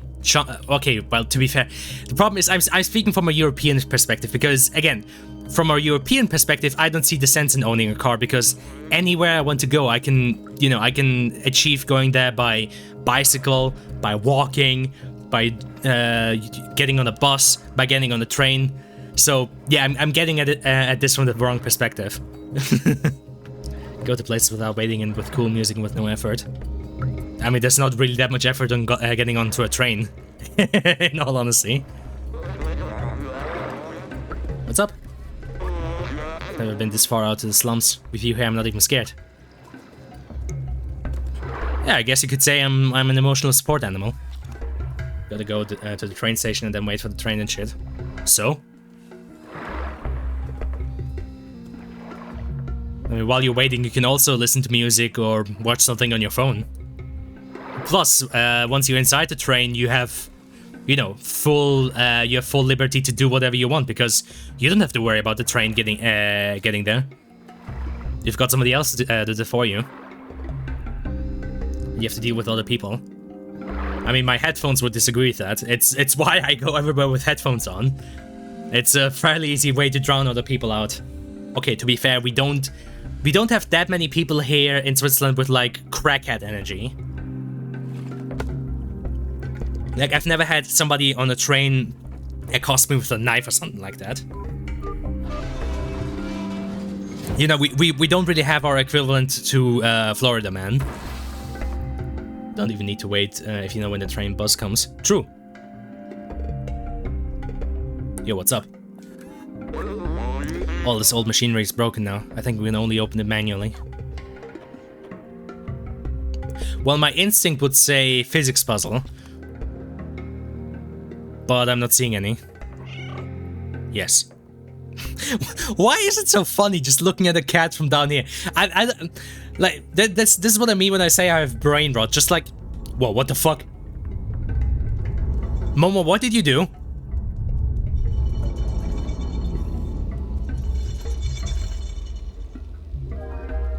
Jesus, my guy. Quick, jump below the door. It won't hold for long.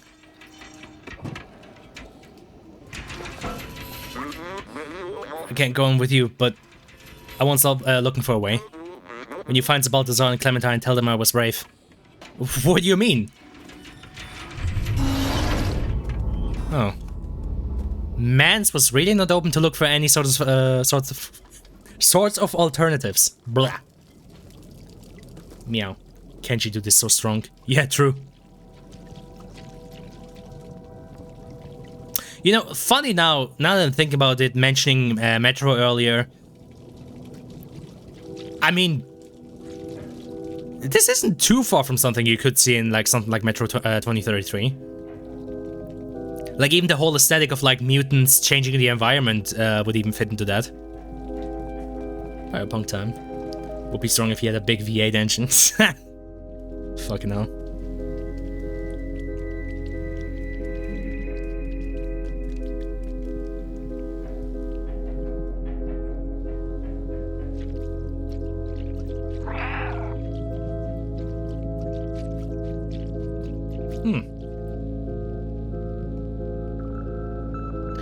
Yeah, I guess genuinely just left earlier. Okay.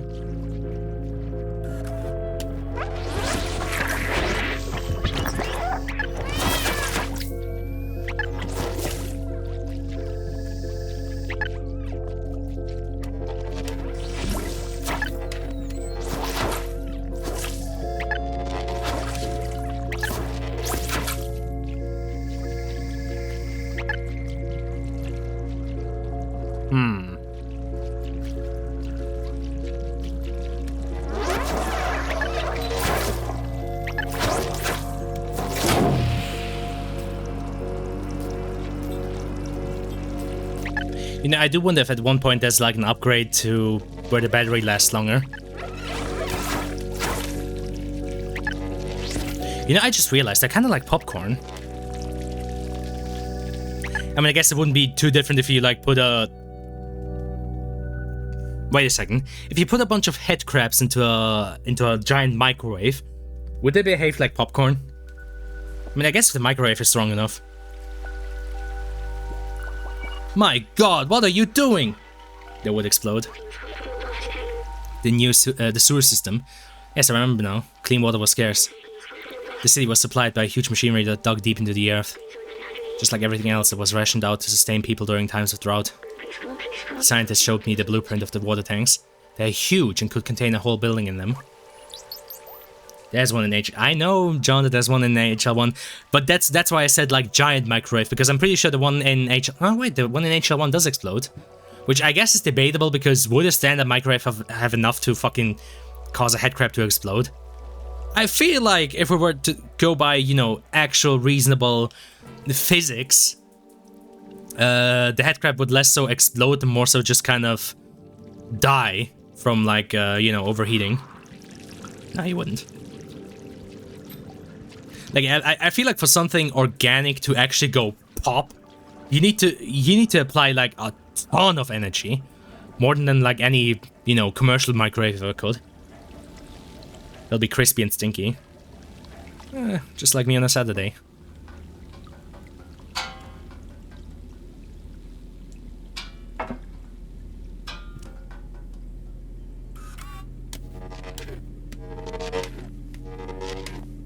I guess not. Wait. I want to go back actually, because the snippets of how this environment looked actually pretty cool. Yeah, look at that. again, there is something with like big concrete industrial environments that just like causes a neuron activation for me. Like this is exactly the kind of aesthetic that I love and stuff like this. Just like giant pipes, concrete walls, cables everywhere. Again, it's why Novice Natura looks the way it does. I'm a sucker for this kind of shit. I don't know what part of my brain goes brrr when I see this, but it certainly fucking does. The casserole also explodes. Might just be an issue with the microwave, TBH. I mean, maybe the microwave was also a part of, like, Black Mesa's research. I love brutalism. True. I mean, I guess the fact that I didn't have to grow up around, you know, like, proper brutalism also helps. Like, don't get me wrong, there's surprisingly a lot of brutalistic structures, even here in Switzerland. For example, this is one, like, what would you call it? Not bathhouse, like, fuck, what would it be? Would you call it bathhouse? Like a swimming pool, but indoors. Indoor swimming pool. God damn it, brain. Jesus. Okay, yeah. This is one indoor swimming pool in my hometown, and I'm fairly certain it was built in the 70s or something like that, because it's got exactly that sort of aesthetic. Because it's this giant concrete brutalist structure with like slanted roofs and you know, some colors in it to try and not give people depression. It's like, I thankfully didn't have to grow up entirely in like brutalistic sort of architecture, but there's surprisingly a lot of it even here in Europe. In like Central Europe, I mean. Or, I guess... okay, a quick tangent. I always identify Switzerland as like being Central Europe, but then, you know, I get like Polish people and Czech people who are like, nah, bro, Poland is in this, and Poland and Czechia and whatnot, we're in the central of Europe. You guys are like Western Europe. And like, the problem is, for me, if I think Western Europe, I think France and Spain, you know? If I think Central Europe, I think, you know, Switzerland and Germany and, you know, North Italy and shit. It's like... I don't know, maybe, I mean, understandably, maybe those guys have a bit of a stigma against being identified with the eastern parts of Europe. I can't really blame them, to be honest. I think badass concrete exterior that looks cool with wooden stuff in the interior also looks cool, but this depressing would go hard. Yeah, the problem is, a lot of large concrete structures do just very quickly look depressing. It's very difficult to like make a concrete structure, a large one that also doesn't look like it wants to give you depression. For example, a lot of schools here, like there's two varieties of schools here in Switzerland, and I believe probably in the rest of Europe. There's the ones that were like built in like an old building, you know, in like an old mansion or something like that. That was, you know, at one point gifted to the state or government and then converted into a school. So yeah, no, there's those ones that were like built into like, you know, old buildings. And then there's those ones that were built in like the 60s and 70s that are these like giant concrete slabs that just look like a fucking prison. Well, politically you are in the center, but Geo says Belarus and Ukraine is in the center. Yeah, see what I mean? It's like that's always like a point of confusion for me, because when I think Central European, I think here Switzerland or up there in Germany, but then some people, you know, if I say Central European, they're like, oh, so you mean, you know, like Ukraine or Belarus or Poland or whatnot, and I'm just like confusion. I don't know, I'd rather a good-looking brutalist building than most of the buildings I see. What sort of fucking buildings do you guys have over there in the US? Oh boy.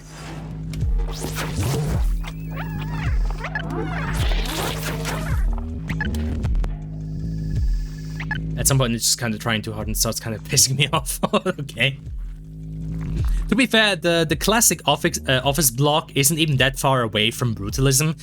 Like, a lot of like modern architecture, all you have to do is basically just replace all of the concrete with glass.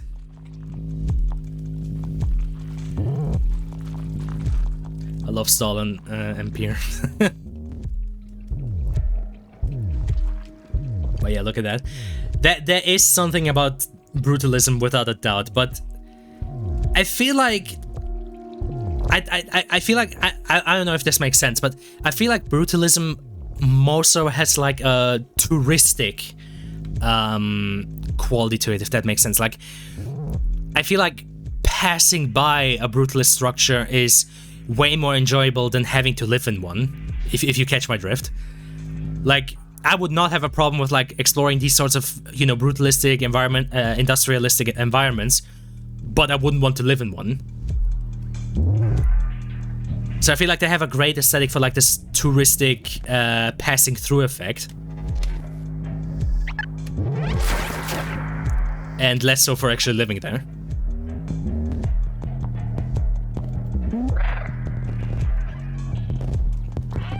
Meow.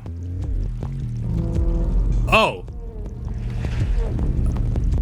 Oh!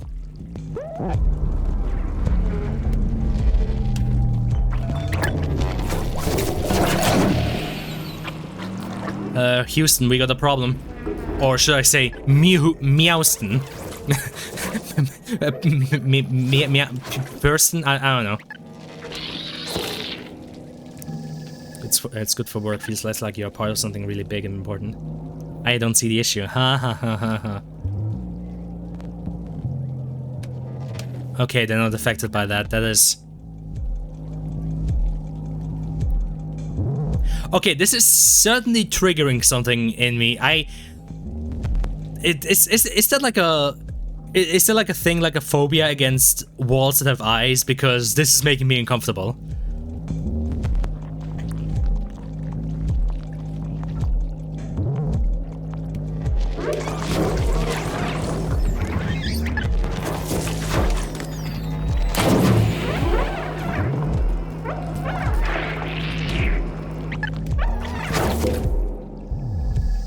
To be fair, these like sorts of... I don't know, these like sorts of flesh moss environments are always on the more so disturbing side. Like the first game that always comes to mind for me that introduced me to that concept of like, you know, flesh moss and like, you know, flesh covering the walls like this is Dead Space. But depressing to live in. Yeah, exactly. Like, I feel like brutalism is great for those sorts of, like big structures that people pass through. Like, you know, I could see, like, well, less so an airport. I feel like for an airport it would be a bit weird, but I could totally see, like, I don't know, like a States building or something like that, you know, in a brutalistic style. But on the opposite, like an apartment complex in a brutalistic style is just, you know, just depression simulator.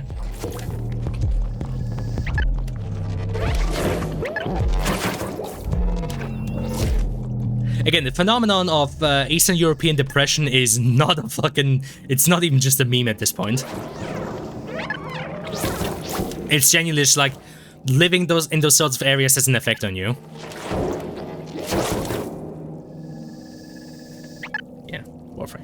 I think it would be funny to have also all the government buildings be super tall, brutalist buildings, maybe with the express purpose of making the person feel small.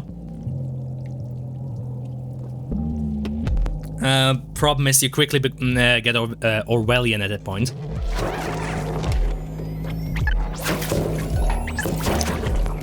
Because if memory serves me right, I think all of the ministries in 1984, or at least the Ministry of Love, were these giant concrete pyramid structures. And I think it's even explicitly said that the Ministry of Love is windowless. Like, there's not a single fucking window on that entire pyramid structure. It's just this giant concrete pyramid slab that once you get inside of, you're very unlikely to ever get out of again. So, you know, I feel like making like large brutalist government buildings would very quickly, you know, kind of trigger that effect in people where they're like, you know, do people get disappeared in there? We should replace the White House with a massive citadel. It gets worse in winters, feels empty. Well, no windows seems a bit much, but at least have all the windows be thin and tall stilts. Jesus Christ, my guy.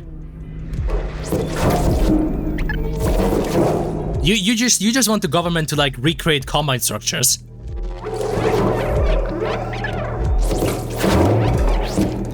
I mean, you know, why not replace the White House with a 2 kilometers tall citadel? Right? Isn't the citadel in HL2 like 2.4 kilometers tall or something like that? It's fucking massive, I do know that. Yeah, except with concrete. I feel like the problem with a concrete structure that big and that massive is it would collapse in and of itself.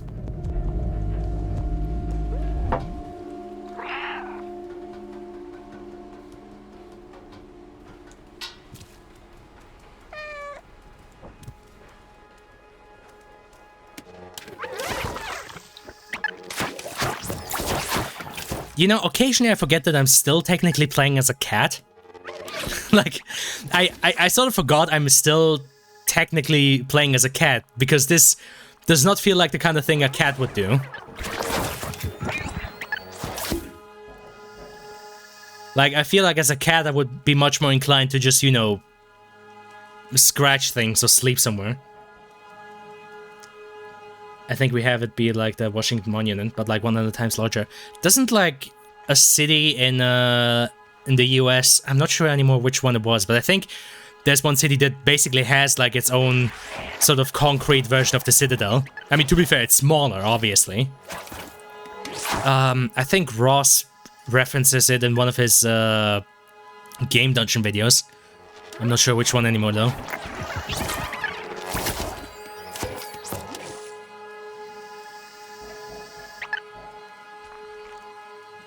You know, when can we get back to doing fun cat things? I want to continue being the funny cat.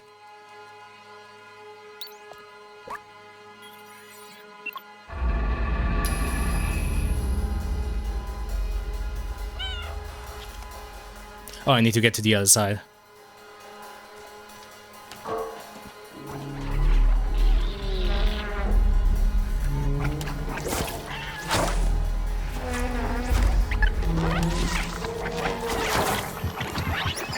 Nope.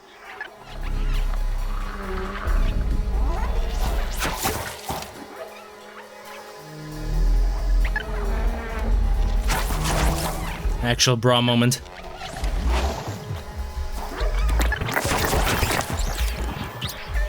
Woo.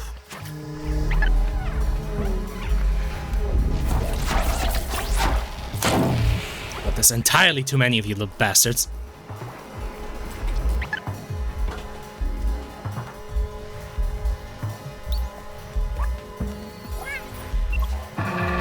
Biomass moment, bruh.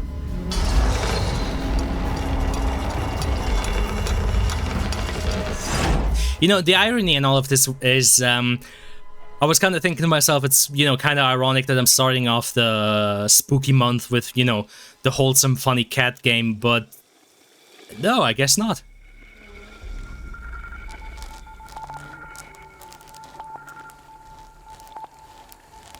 Now, isn't this just an evocative image? A cat doing cat things while fucking 5 gigantic mutant eyes are looking at it. So yeah, I guess, in hindsight, this is very fitting for Spooky Month. Oh.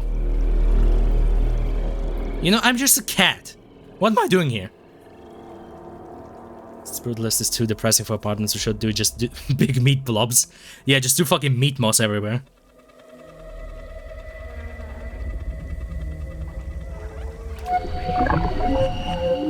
I guess we found the mother brain.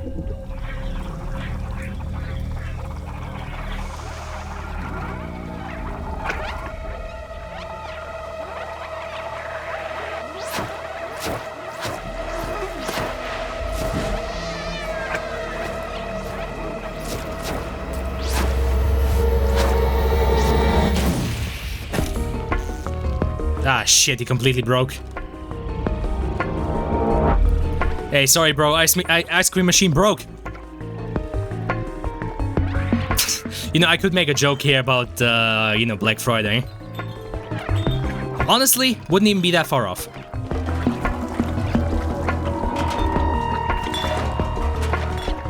Dead robot stream over. Exactly.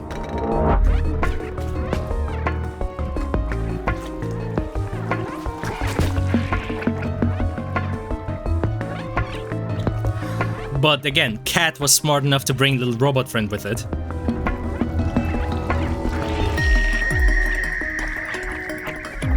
Whew. Can't catch me, motherfucker.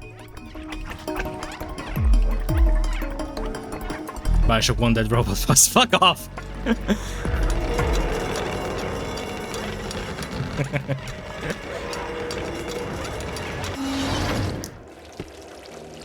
Be pretty boring if you could only do cat things.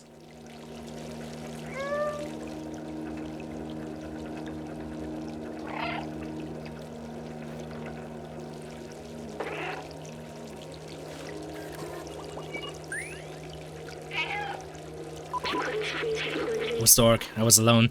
It felt like I was back in the network. But you saved me. Thank you, friend. Drawing that much power was rough on my core. The flux is completely destroyed now. We'll have to be careful. Well, that's convenient.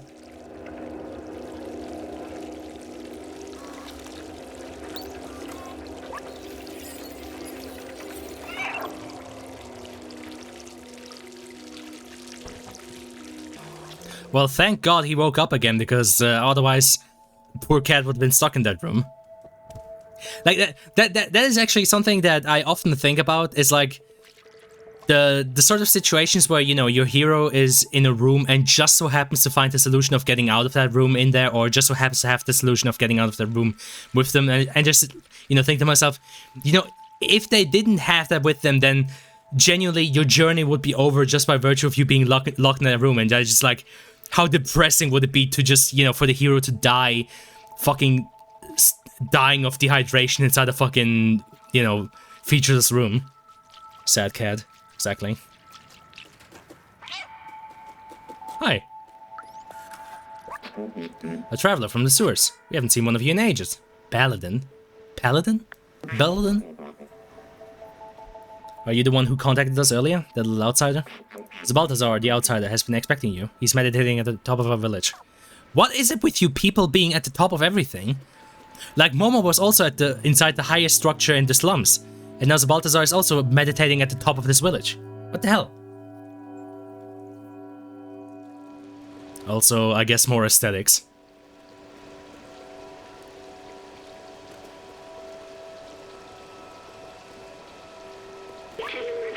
This machine, the scientist I assisted used one of these.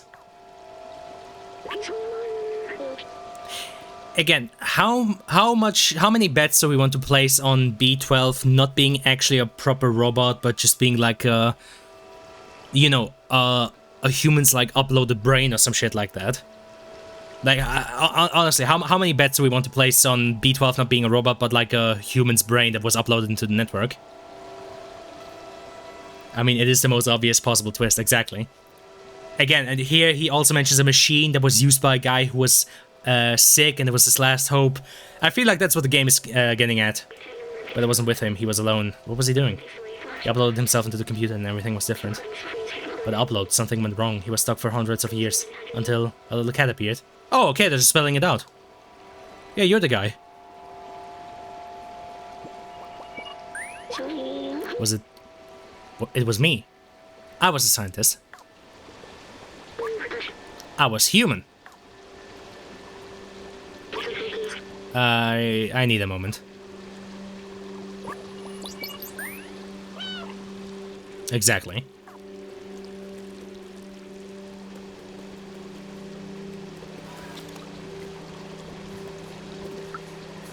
Hi.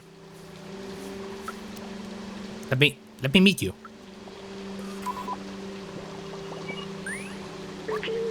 I'm sorry, I need a moment. I don't feel like talking right now. Oh, look at those little paw prints.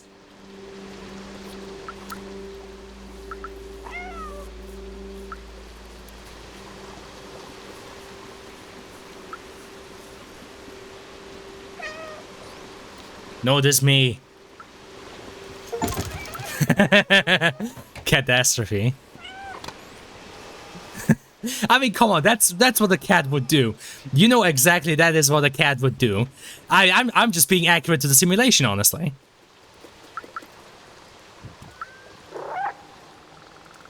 Oh, he's sleeping.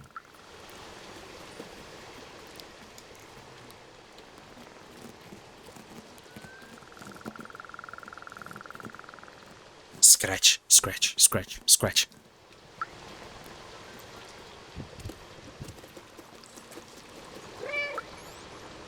Hi.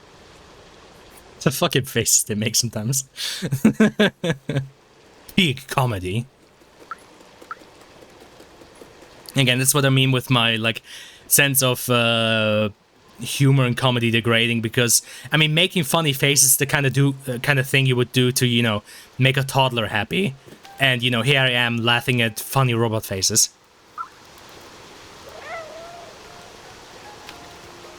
Take purple plant. But I can't.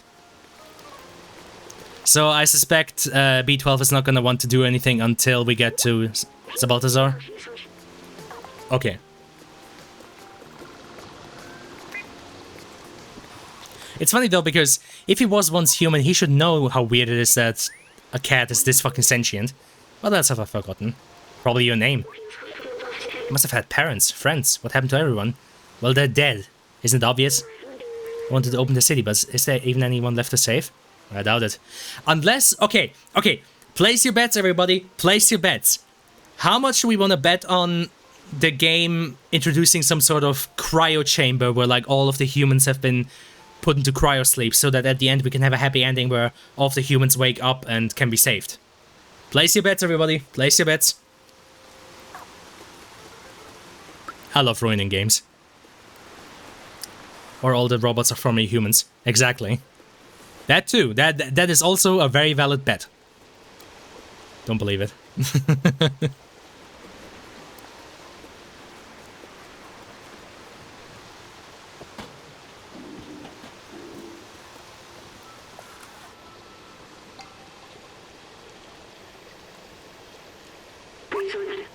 What is this?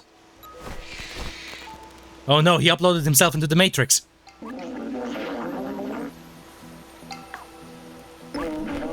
Hey, don't you know not to interrupt a fellow during his transcendental meditation? Oh, it's you. You were with Momo when we received that call earlier. I'm glad to meet you at last, little outsider. No Momo and Doc, so you're already familiar with us outsiders. I miss them. Their memory brings me peace. Momo stayed in the slums. I heard you helped find Doc and Clementine. She's in Midtown now. If you still want to see the outside, she's the one who can get you there. Apparently she had some kind of plan to leave the city. Here, take this. I wrote her address in the back of this picture. Okay. To reach Midtown, climb up our little village. It should be easy for a dexterous one like you. If you manage to reach the outside, you will be the very first. I wish you good luck, but you don't need it. I believe in you. I'm sorry for shutting down earlier. I'm human, probably the last one in the world. Now look what's left of me. So much has come back to me. How much have I forgotten? Maybe if we find Clementine, we can restore my memories and get you back home at the same time. We can go back down and find out more from the companions or head onward to Midtown. I mean, to be fair, once we get you out of that, like, little robot body and into, like, one of these, like, larger, like, you know, bipedal bodies, I feel like that's gonna open a lot more options for you, you know? Like, at least it'll get you closer to being able to pretend to be human. Also a name. Alexander. The soothing sound of trash falling, shimmering waterfalls, no dangers. It's a blissful place to work on my poetry. Here, listen. The mighty concrete, shielding me in its womb. Shall you also be my tomb? You think it's too solemn? Nah, it's fitting. I mean, if you think about it, if all the humans are dead, then we're basically sitting in a giant fucking mausoleum. Like, we're sitting basically in a giant grave.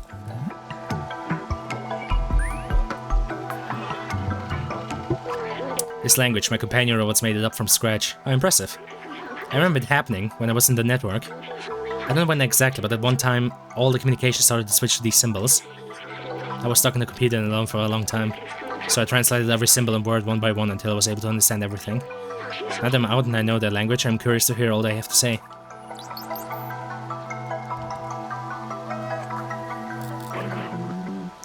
Electric Zerg everywhere. He even has Z's. Jesus Christ. Honestly, there's probably also some good bets on these guys also just being uploaded to humans, considering how human a lot of them are. Oh, hello there. It has been so long since we've had a visitor. Well, except those damn Zergs, of course.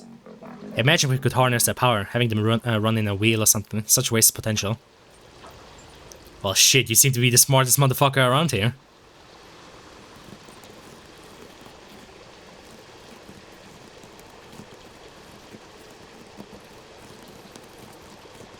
Yes.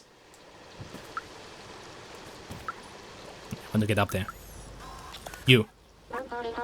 When I grow up, I want to be great, like Aunt Clementine. I want to explore like she did. But the grown-ups forbade us to leave Ant Village. Get out of here, stalker. Honestly, I don't even feel bad for doing the Metro references, because genuinely, like, people living, you know, in like tunnels and these like made-up villages being forbade to, you know, go outside. Like, literally, all we need is like robots and like badass made-up like military gear and with like gas masks strapped onto them, you know, calling themselves stalkers. And going onto the surface to find cool shit and bring it back. That's what I've been expecting you.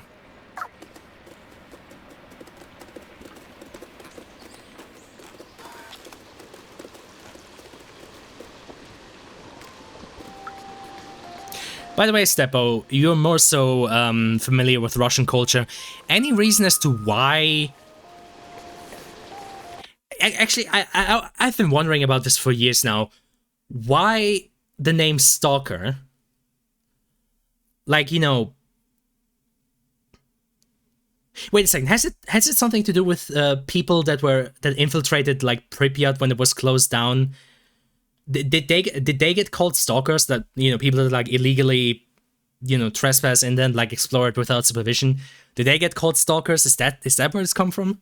Because I always wondered why, you know, like those explorers in Metro get called stalkers, or, you know, why in Stalker you're called a stalker. Like, why is that?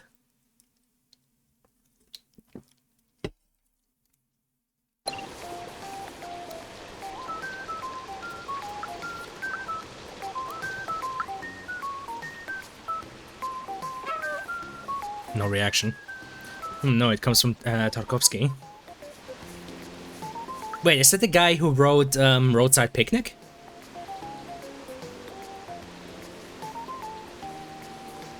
So it started with a book. Okay. Oh, so in that case... Oh, so wait. In that case, it was a case of life imitating art. So only after stuff like Roadside Picnic did people start calling trespassers and Pripyat Stalker, not the other way around. I guess we'd have to ask Tarkovsky as to why he decided on the name Stalker, then. Because I always wondered, because... I mean, these days, of course, it's become iconic to the franchise and even beyond, but I always wondered what the logic behind that was. Like, why call somebody who goes into those, like, zones stalkers? Do you know there are more than 900 shades of white paint? Alright. Don't tell anyone, but I'm creating my own shade of paint. Cool. I'm calling it garbage brown. Honestly relatable. Fucking most of the colors I make are garbage brown. Statistically, I should have won at least 8 times. I want to talk to the other one. 9,536 games, 1 to 6. Don't tell anybody I'm actually programmed to win at this game. Bruh.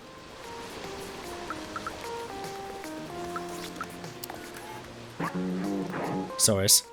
May's in her deconstructivist period, so she says. I'm sure she'll become a great artist. If only she could practice elsewhere. I do love the smell of fresh paint. It reminds me of... Oh wait, I can't smell anything, how sad. Yeah, I was about to say, you don't have a nose. Oh no! Oh no, now he's sad. Cat sad. Oh, time to make some art.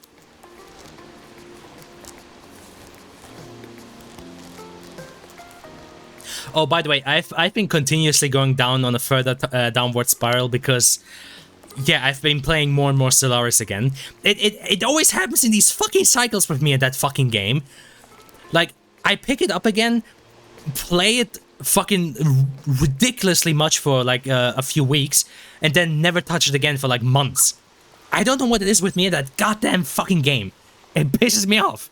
Like every time it grips me again, I can't stop playing it for like ages. And then once I'm done with it, I'm not touching it again for like, yeah, months.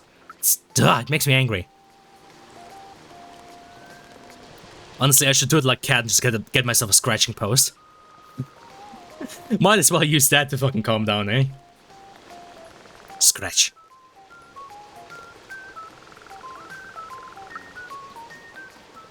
Oh yeah, by the way, one thing I can already say ahead of time is there's probably not going to be a stream this Thursday because school. I'm going to have school this Thursday. And I doubt that after a long day of sitting around and, you know, listening to somebody explain to me the intricacies of academic research and, you know, how to write proper bibliographies, that I will have the mental capacity to be funny again. Well, okay, I mean, of course, it's arguable if I've ever been funny in my life, but, you know.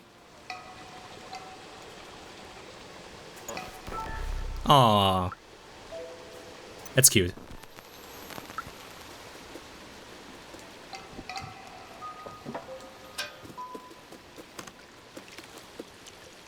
Funnier, funny somehow. Yeah, what's up with that? What can you tell me about that? Yes, flowers look pretty. There's probably a robot that would love them. Clementine's picture. It's a picture of Clementine and Balthazar. He told us to find her. She's an outsider too. There's also a series of symbols written on the back of the picture. I don't think I've... Oh, fuck. Oh, Jesus. Careful, cat. Don't fucking scare me like that. Oh, hey, look at that. It's painted yellow. You know, when did we start saying that the universal language for signifying climb here was yellow? Like, what game started that? Like, the first game that comes to mind for me is Horizon Zero Dawn, but I doubt that was the first. Hi. Mellow. I like the blue in FC5. Hello, buddy. How are you? Do you know that Aunt Clementine taught us how to grow special plants that can live without sunlight? Wait, I thought humans discovered that. I have a huge collection of them. Do you want to see? Still missing some colors though. I'm missing a yellow plant, a red one, and a purple plant. If only someone small and agile could get them for me. Here. Oh, I heard it's a rare plant. Thank you. Could you find the other ones for me? Please, please? Pretty please? Hey, yo, what's up? Whoa, whoa, whoa, whoa, whoa. Hold on. Hey, yo, what's up with that? The fucking face painted on there. Jesus, that's creepy.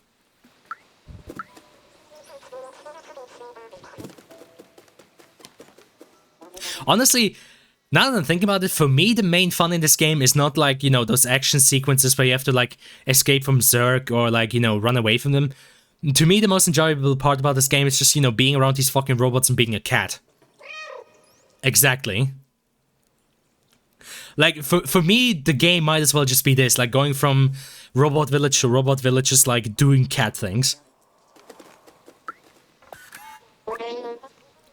I'm bored. Aunt Clementine used to hold classes here. We learned a lot of cool stuff. Well, why don't you hold classes? Is it because you're stupid? You dumb? Wait, where does elevator lead? Wait, where does elevator lead? Hold on.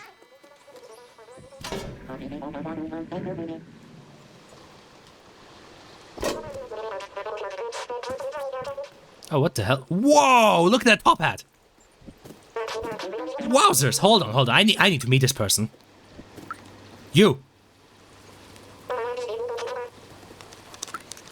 Hi. Talk to me. People call me Tin Chef. I specialize in upcycling leftovers. Today's special, ramen J45 with my secret ingredient.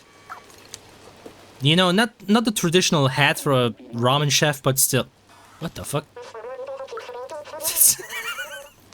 That's electric cables in a fucking... in a bowl of water. This food is actually horrible, but it's the only thing around.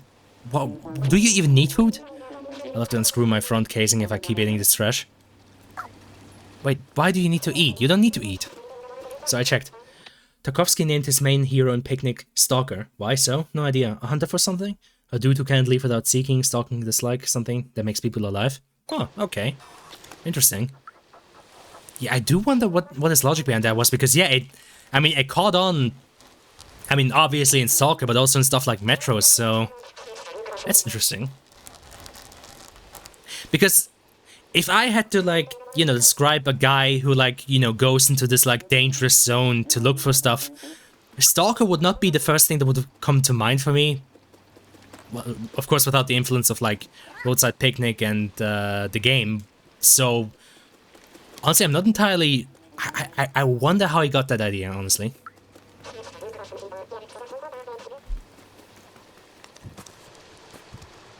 Because, I mean, I guess there's the relation to stalking around, you know, stalking, skulking around in an area where you're not supposed to be. Oh, hey, there's yellow. Nice. I mean, to be fair, I guess Scavenger wouldn't have quite as good as a ring to it as Stalker. Get out of here, Scavenger. Doesn't feel the same like get out of here, Stalker. Probably, maybe both. Yeah. Honestly, coming up with names for stuff like that is always fun. For example, you know how in cyberpunk stories or sci-fi stories, there's, you know, one way to delineate what your character is to, like, you know, say there are insert word here, runner. Like, you know, you have net runners in cyberpunk, you have blade runners in Blade Runner. And funny enough, I can't really make fun of that because guess what? It happened to me too. Because one of the stories I'm working on, one of the actual original ones, not a fanfiction, is more in that, like, more so like sci-fi sort of way, though I'm trying to make it a bit more grounded. And guess what? One of the features of the world is that, you know, most of the cities have, like, giant walls around them to keep, you know, all of the riffraff out of them. And guess what they call the people who, you know, can get past those walls to, you know, smuggle stuff in and out? They call them wall runners. So, you know, in the end, I basically just played myself. And I can't even come up with a better name for it, because it's genuinely probably what they would unironically call them. Just wall runners. So, you know, I've played myself. I've become the trope. Writers love to make double senses. Programmer, but not like a lame, slow programmer. They run around and shit. Exactly.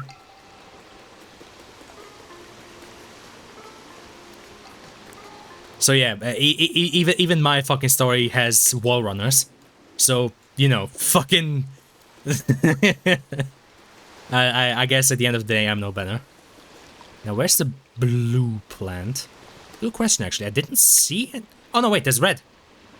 Oh, shit, how do I get to that? Good question, actually. Hold on. Blade runners. Yeah, exactly. Like I said, blade runners, net runners, oh, what other sci-fi or cyberpunk thing had something with a runner in it? Currently thinking.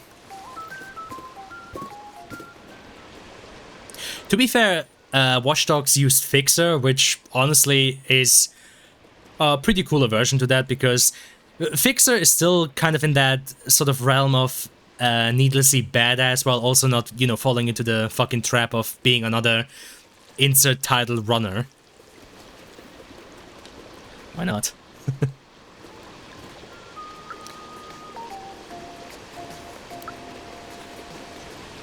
Oh, there we go. Bucket. I love bucket.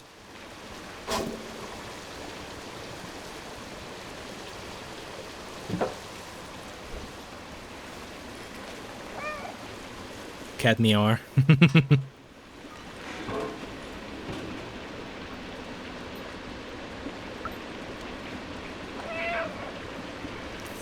The reactions they give sometimes are fucking amazing.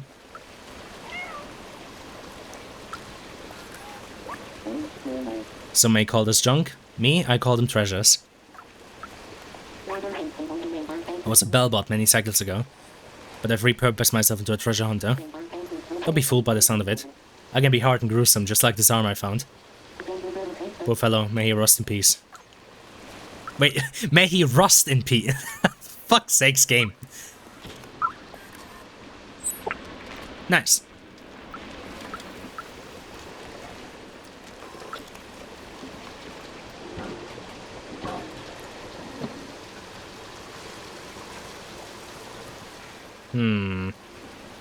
Uh-huh. Honestly, how convenient.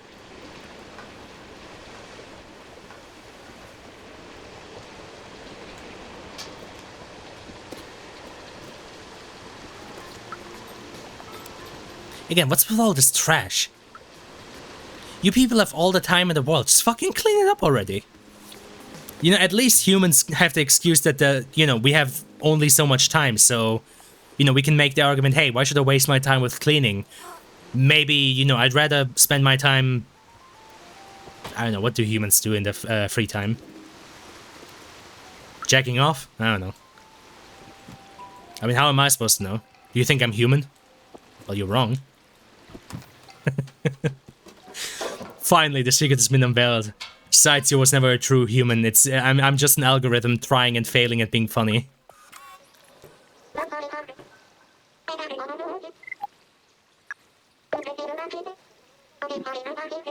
The first thing that came into my mind. Cheese. Oh, it's so pretty, thank you. You found them all. Thank you so much. Here's a reward. Take my badge. Oh, cool. Looks so good with it. Well, take care now. See ya, friend. Poggers. Yeah. I'm Meow.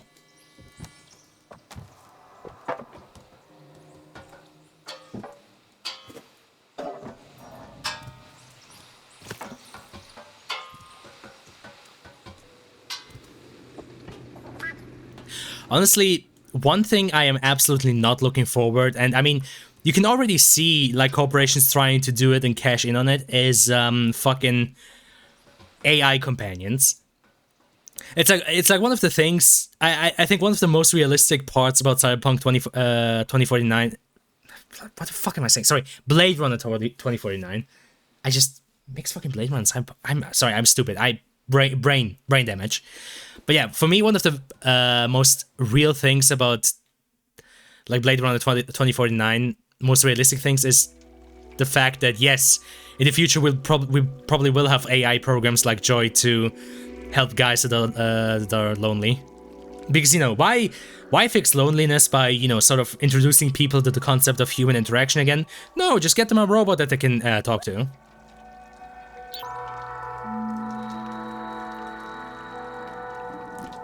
So, to me, that is the most realistic part about Blade Runner 2049. I mean, maybe not the whole hologram technology, but, yeah, people using, like, AI stuff to, you know, fight against loneliness? Absolutely. Like, I mean, technically speaking, we've already seen stuff like AI girlfriends, though none of it is really intelligent. It's all just, you know, fucking algorithms that are supposed to look like they actually know anything.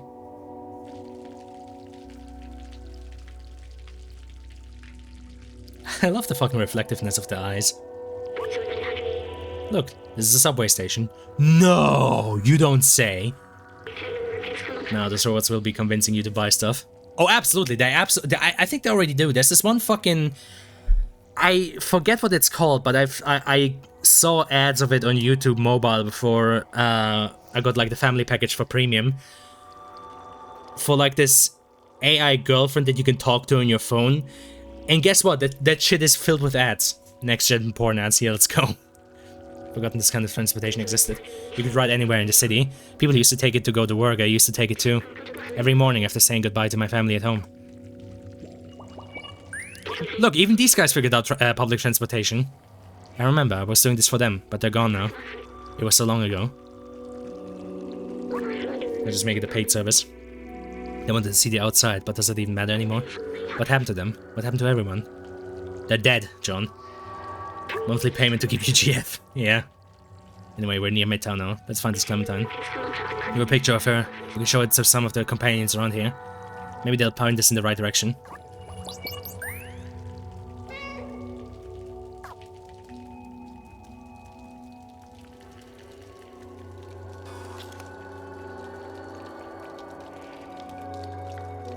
You know, I do wonder why a cat? You know, I mean, I'm not opposed to playing as a cat, but I do wonder when I look at this game, why have us play as a kitty cat?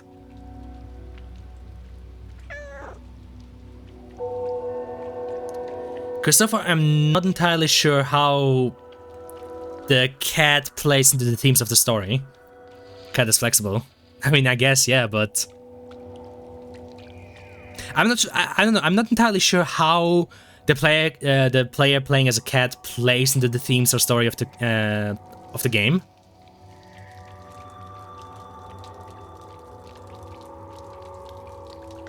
Fucking reflectiveness of the eyes is funny though. More opportunities.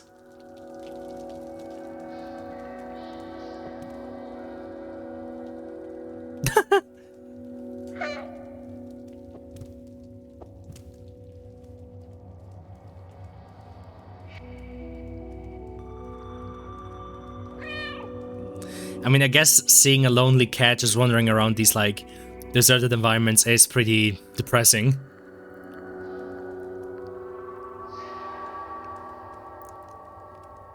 Man, I have to wonder, is this really the right kind of game for a guy like me to play? Because I feel like this is just making me more and more depressed. This is like this lonely little cat just meowing in the in this emptiness. Oh, my little heart. I made myself sad.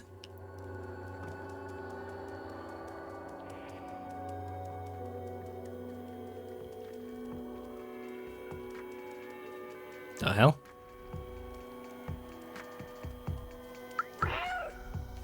Hi. Ledok.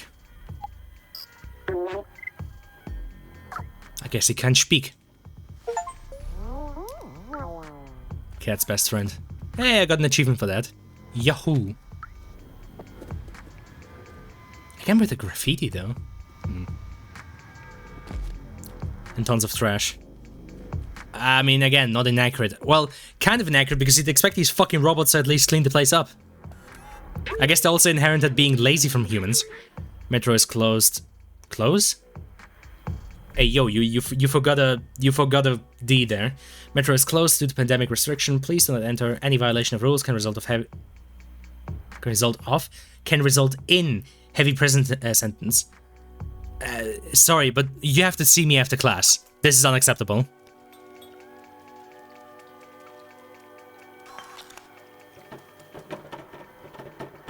The fuck?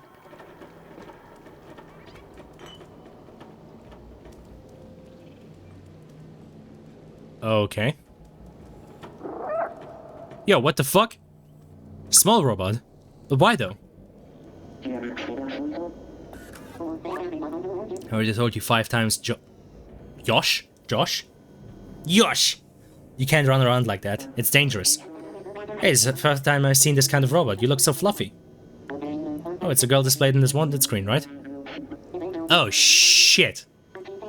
Should ask somebody else. I'm too busy with Josh here to know anything.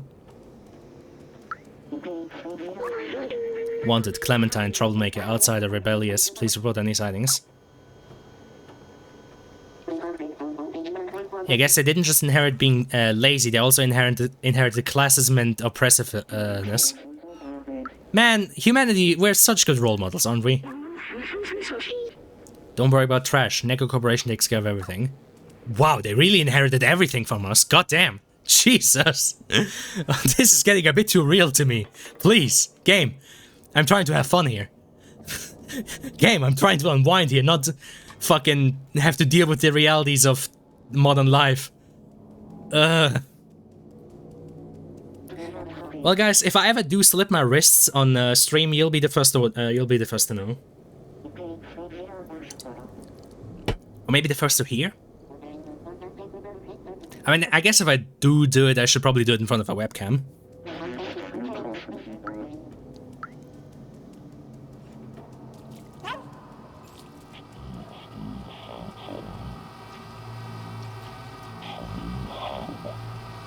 Guys, I think they stole my character. Or, you know, the other obvious joke. Oh my god, Skibbity toilet reference. Okay, I'm done. I'm sorry, I'm going to kill myself now. Okay,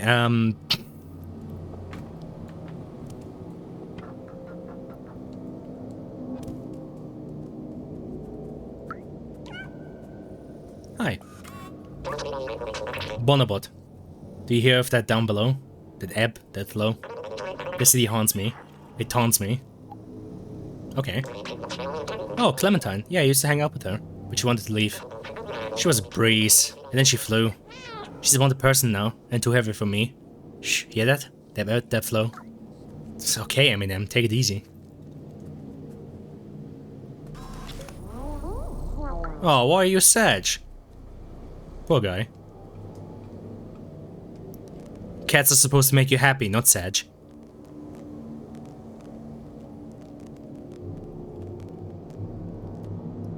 Mission accomplished.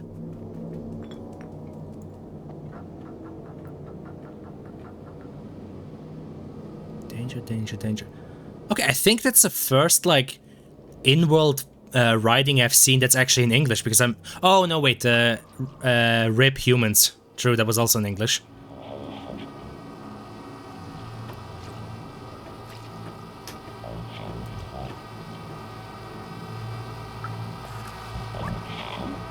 Peacemaker 22016. Sorry. 22106. Fucking hell. Please state your identity. Cooperate or we will have to transfer you to jail and reboot you. Metro stations underground. Modern. Please leave me alone. I'm not the one you're looking for. English too. If you're looking for Clementine, I'm sure she's hiding in the residence.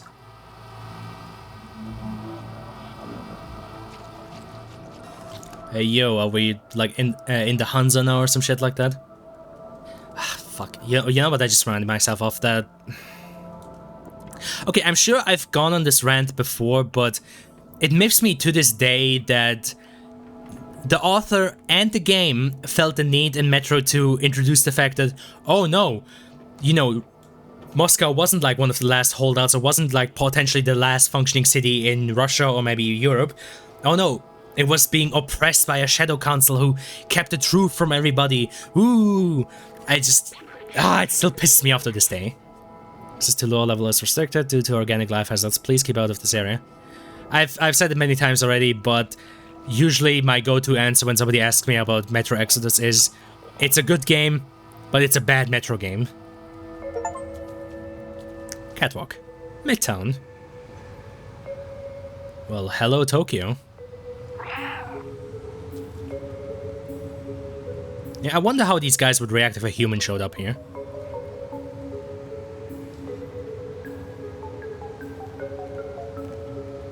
How to be a ninja. Sorry, I'm not sure if that shows up well on stream. Hold on. I'll zoom in for you guys. Hold on. There you go. Alfred Smith, How to be a Ninja. 5. Are there words in there too? Oh yeah, there are words. Kinda. Hi. Vladi. Consider this. Tomorrow, if I replace my arm with another robotic arm, and the next day my other arm too, then my body and so on until I've replaced all my parts and upgraded my software, will I be the same robot you are talking to now? Very philosophical. Also, I like the cow. Oh hey, what are you showing me right now? A bunch of people I don't know. My guess is that they probably live in the massive housing building further up down. It's the same ship. John immediately coming in with his opinion on the fuck, what is that question called? Something ship. But John Co SFM immediately coming in with his opinion. It's at no point made a different ship. Aw, I like cows. Reminds me of Switzerland, honestly. Funnily enough, there's actually like a farm with cows not too far away from where I live. Occasionally, if I go up the hill, I can walk past them. Cows are funny.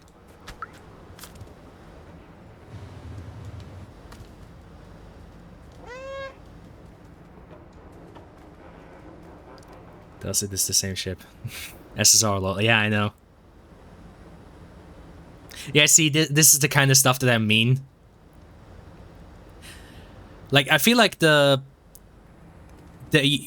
like cubic reflection or whatever you want to call it is fairly accurate, but then, you know, you get the screen space reflection that then kind of messes everything up. So that's what I was kind of talking about when I was looking at those CS2 maps. Is my kind of hope would be to, you know, combine these sorts of like pre-made reflections with real-time ones that rely on like ray tracing and stuff, and maybe some like screen space reflection. I feel like if you combined all of those three methods, you could have basically perfect looking reflections.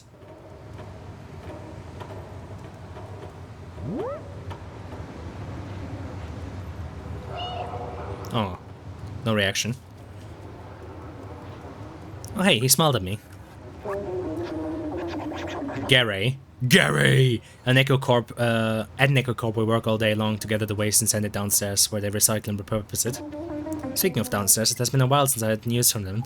Cool picture, that one. Hey, is that an address on the back? First symbol is a street, and then there's a floor and a door number. Should be pretty easy to find.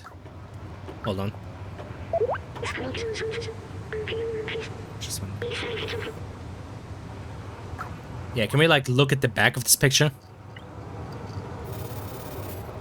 Oh, there we go.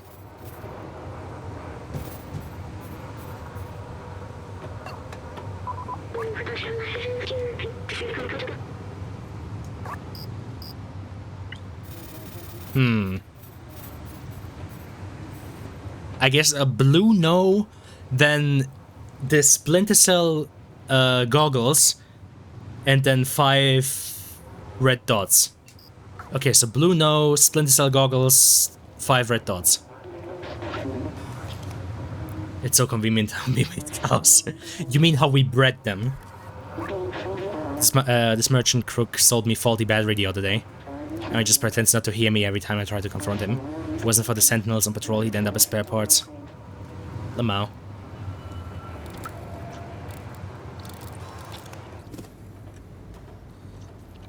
You know, I feel like it's not that he's pretending to be... not to be able to hear. I feel like he used one of his own faulty batteries.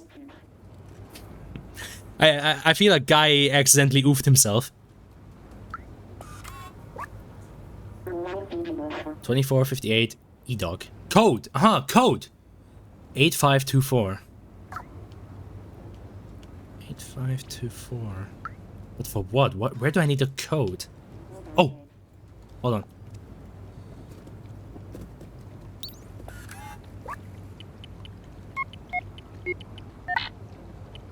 Okay. Wait a second, what? I'm usually good at this. 2458 or 8542. Weird.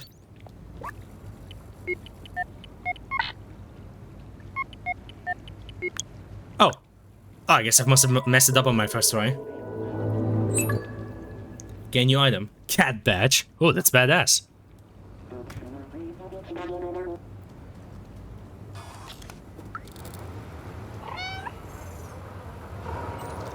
Yeah, I don't think it's not that he can't hear. I feel like the poor guy kind of got game ended by his own faulty batteries. Poor bastard.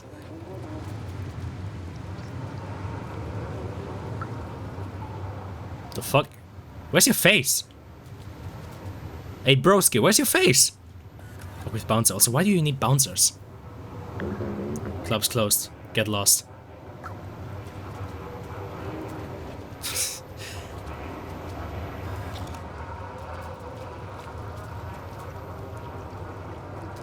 We could eat biomass from the sewers, make burgers or so. I don't think you want to eat that. Wait a sec. I'm sorry, it took me a second to realize that. There's clothing stands here, but for robots. The fuck? What are we doing? Also, this guy's naked. It's the trendiest shop in Midtown, but the shopkeeper's pretty grumpy. Look at him just checking himself out. What a nice looking picture. Oh yeah, so the blue no is also the street. Okay, pretty cool jacket, I guess. Steel jacket.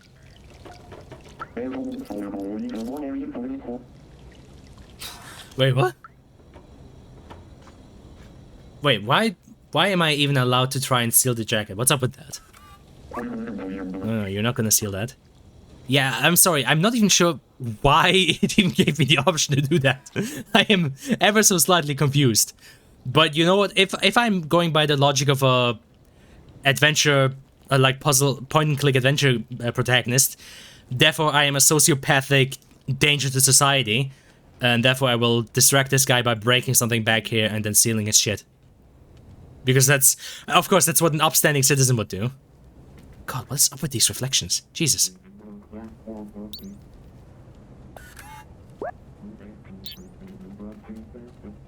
Oh, I see. Probably play music back here. Guy runs back here, is all like confused, like, oh no, what's happening? And then we just yoink the jacket. Don't ask me what the fuck we need the jacket for. That I'm not too sure about.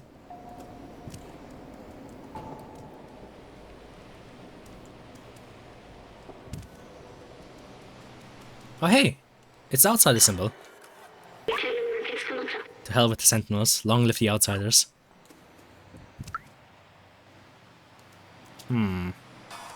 Shit, do I actually need to look at the street signs? Being naked on the street. Yeah, exactly.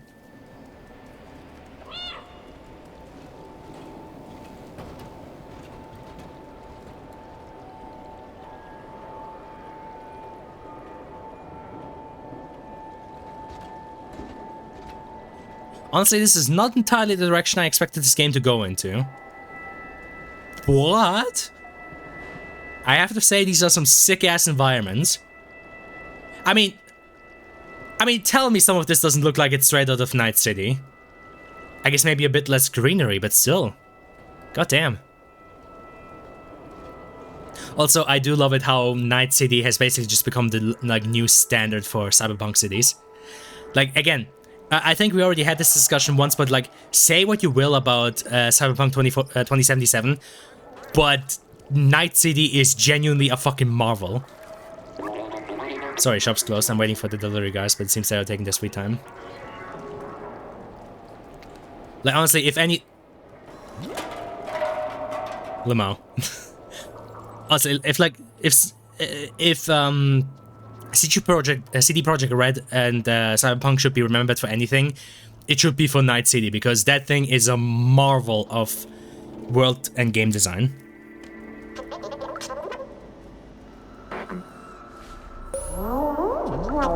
Oh, look at how happy he is. I just walked near the elevator and I got yelled at by sentinels. For years we've been told that the surface is uninhabitable. We just accept this as fact, but why? You know what, my friend? Stay away from the sentinels. They're vicious and they got my buddy Pablo. He's in for 350 years, so be careful. Damn, bro. You could say they're almost as bad as American cops. Hey, yo! Okay. Daily menu, dry air and a bowl of hot oil, extra quality. You should play Cyberpunk on stream so I can make fun of all of your dialogue options. What do you mean? What's that supposed to mean? Why would you make fun? I don't understand. What's that to make fun of the dialogue options? What can I do for you tonight, chef?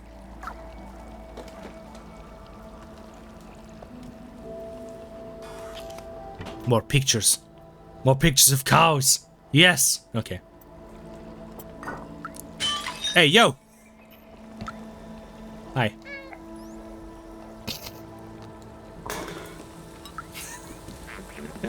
I just love breaking shit this kid. Dumb idiot, you should have chosen no instead of no. Okay. Good to know.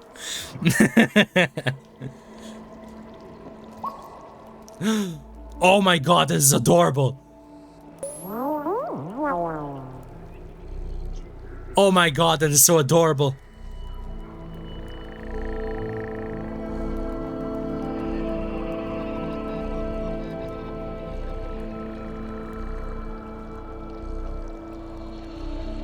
Cat.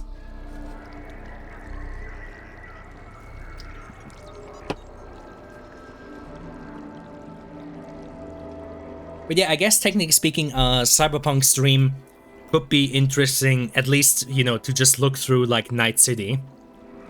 Like, I wouldn't really want to play through the whole story or anything during a stream, I think I feel much more comfortable doing that at my own pace instead of having to worry about entertaining a stream. But just like going through Night City and actually just looking at it and all the different locations and just like marveling at the fucking achievement that it is. That I can certainly imagine. Because again, say what you want about the game, say about what you want about CD Projekt Red, but Night City genuinely set a new standard for how like open world cities look.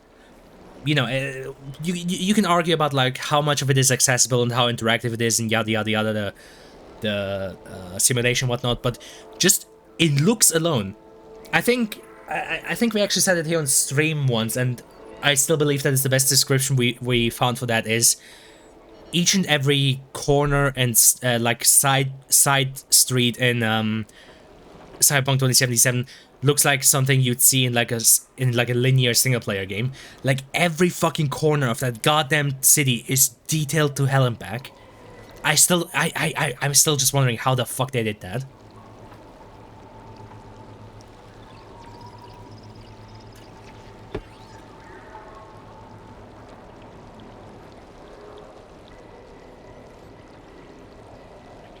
Honestly, I'd be okay with this being the rest of my life. I'm content. I don't need much more in my life.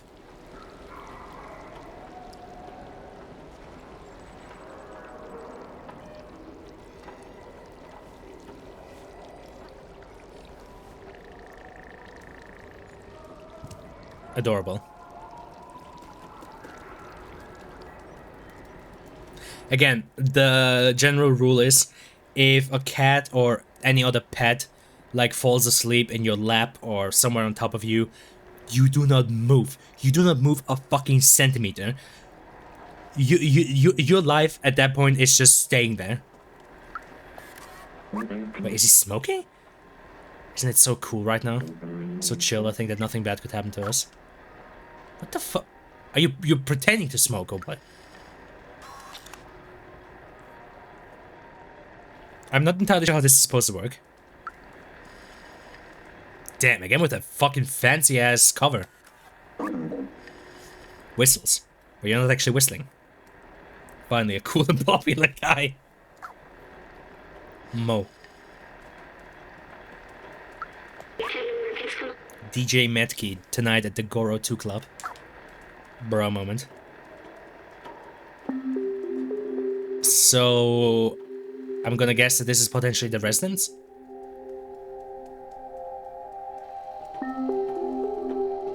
Does that guy have loudspeakers for a head? Miko. Hey, dumbface, we can see you too.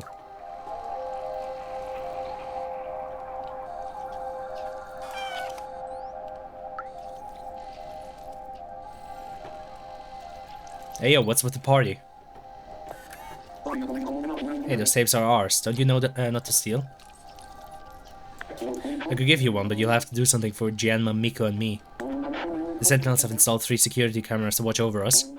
We don't like that at all. Can you get them off our backs? So I guess you can have your jam session.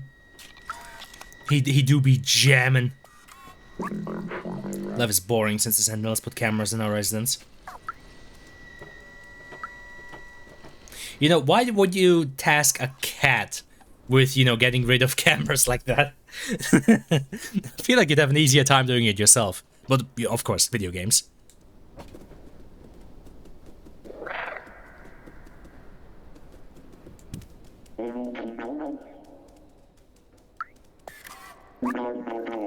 What do you mean you forgot your character sheet?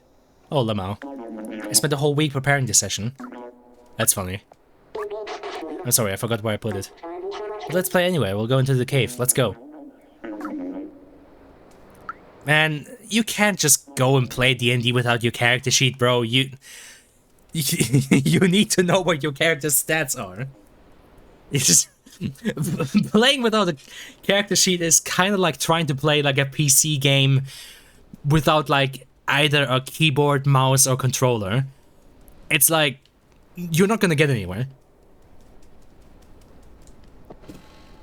So, what, can I just be like a little rascal and just chew through the cables?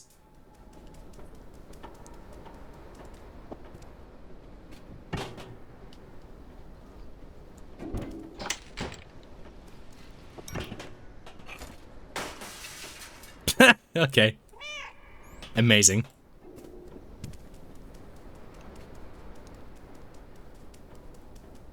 Humor has been achieved. Achieved with Meow Engine 3.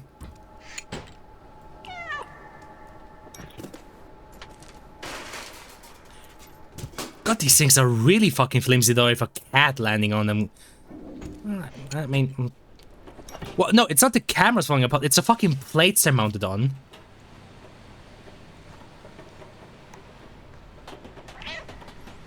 Hey, can one of you guys catch me? I guess not. The fuck? I thought for a second it actually said something. Like one of those fucking doormats that have like a joke on them or something like that. Oh my god. Oh my god, finally. Finally, I'm a cat in a cardboard box. Yes! Oh wait, this is... You know what this is? Oh god, this is probably a hiding place. Am I gonna have to hide at one point? Oh shit. Shouldn't cats not have fall damage anyway? Maybe they finally implemented that. Yeah, just, you know, in between my last and this stream, they finally implemented the ability to interact with a cardboard box as a cat. I mean, come on, it's so obvious. Even fucking large cats like lions and tigers play with cardboard boxes like that.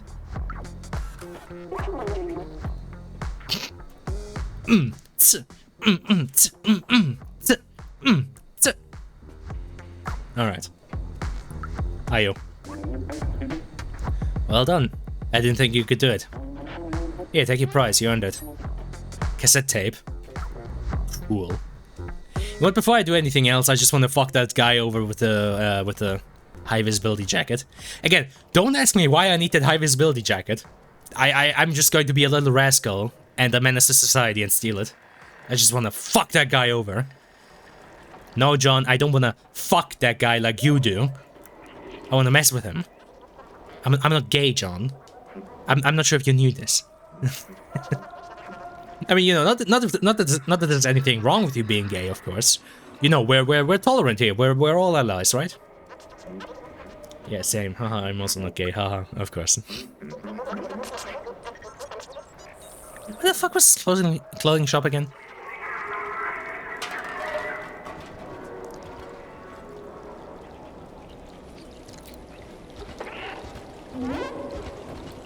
Okay, thankfully the guy called himself.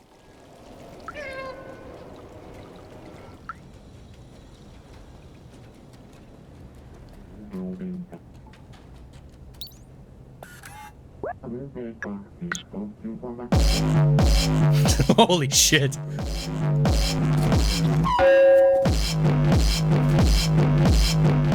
God damn, Jesus. Are there gay bots in the future? Who knows?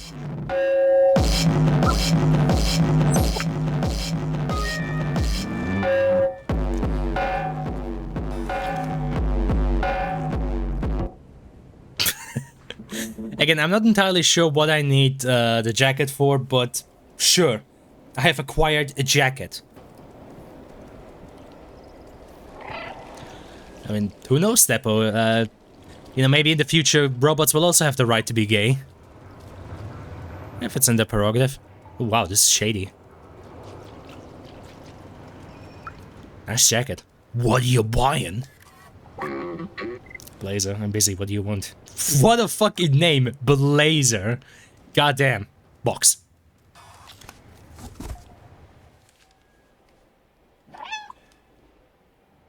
Can you give the jacket to the nudist robot? I'm not sure if a high visibility jacket is necessarily what he'd be looking for. Plus, I get a feeling that maybe Clementine will need it. Hi. Sorry, little one. You can't play over here. The Nickel Corp factory is no place for a little fuzzball like you. Access is restricted, but only for a little while. If you can wait a few years, we'll open right back up. You know what kind of fucks with me?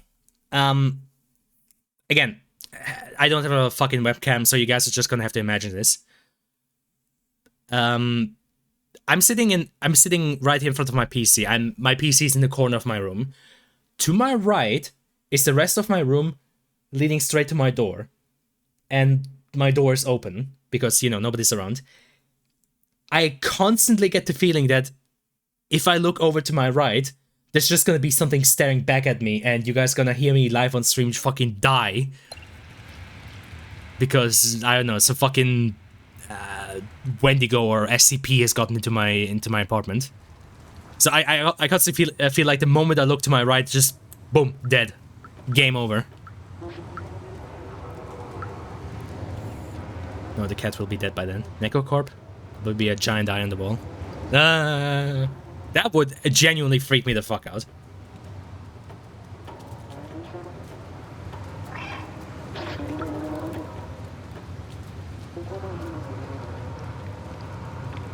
I wonder, has there been a horror game yet that made, like, use of stuff like trypophobia?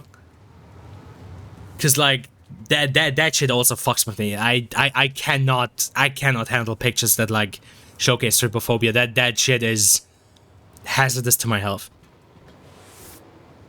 Well, man's got the right idea. At least somebody's trying to clean this fucking place. Can anybody help you? Albert. You've been in the city below? I had a friend there. Fifi. I haven't seen him in ages.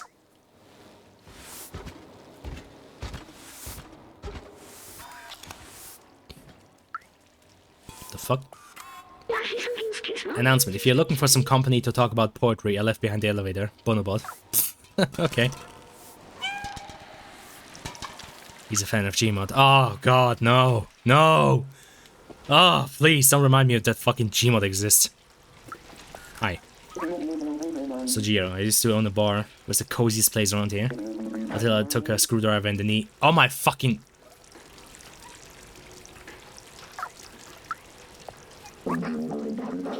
Even if this guy bums me out, he's my only customer. Try not to scare him away, please.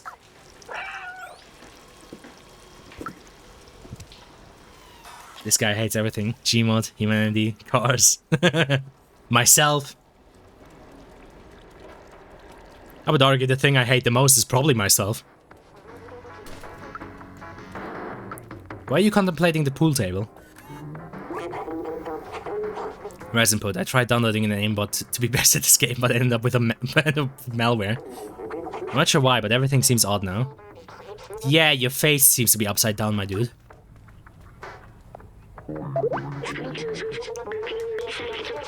Wait, actually, I'm wondering, what will B12 say about the jacket?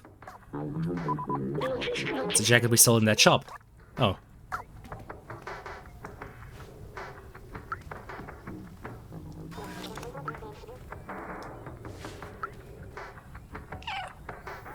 Amazing. I've mastered every game that ever existed, but I can't figure out how this one works. Am I not seeing the whole picture here? Pretty sure those are the only 3 things in life. What? Gmod, humanity, and cars? Oh god.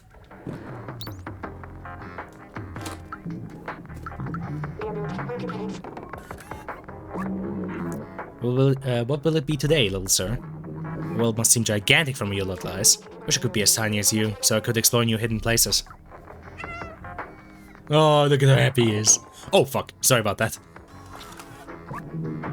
Another Kenshi guy. Mimuf. I don't know Tonin. Like pretty much everything.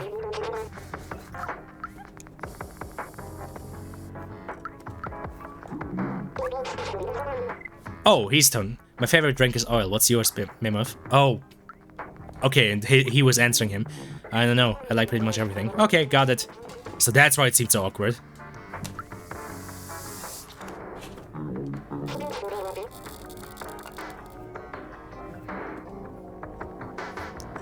What is Brewski drinking? Is it like oil? Oh my god, it is. Bruh.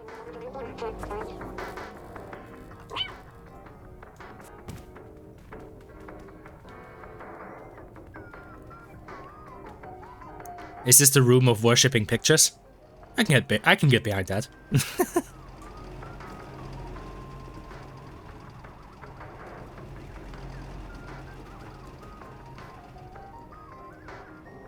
Again, being a cat must be great.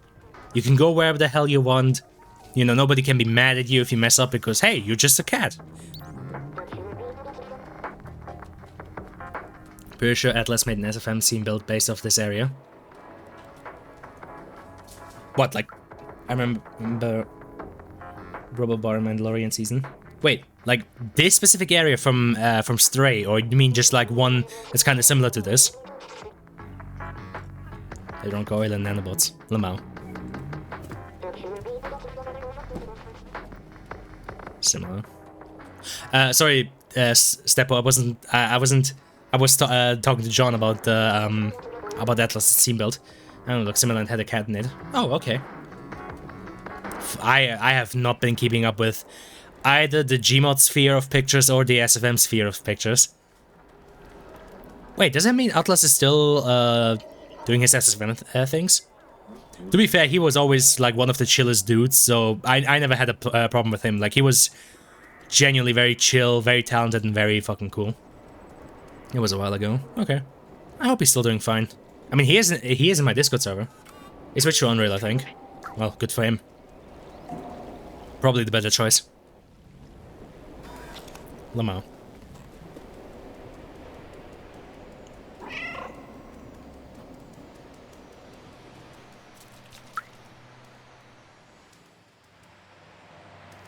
Just looking around if there's anything else, but no. Okay, I guess let's go back to the residential area. He got a job doing environment art in Unreal. Fuck, okay. Good for him. Shit, I'm actually jealous. That's really cool. Anyone tried S2FM? Nope.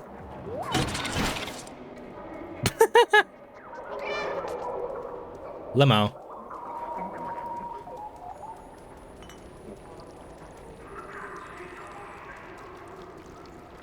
Yeah, it's like SFM, but without all the annoying parts of SFM.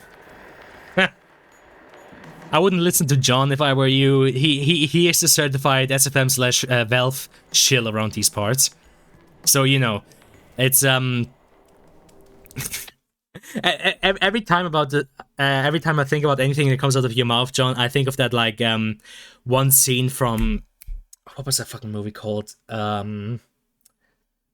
It's a movie about a guy with amnesia who like constantly has to take pictures to remind himself.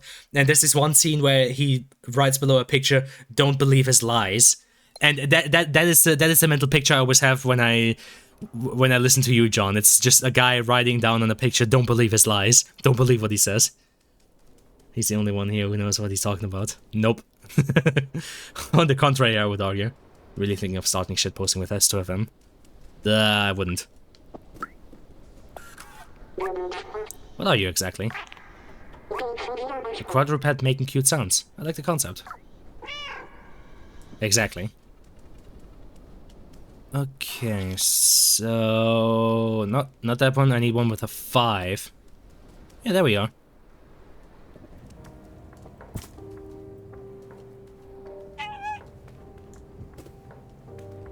I mean, it's all closed off and shit, but looks to me like somebody's still living in here.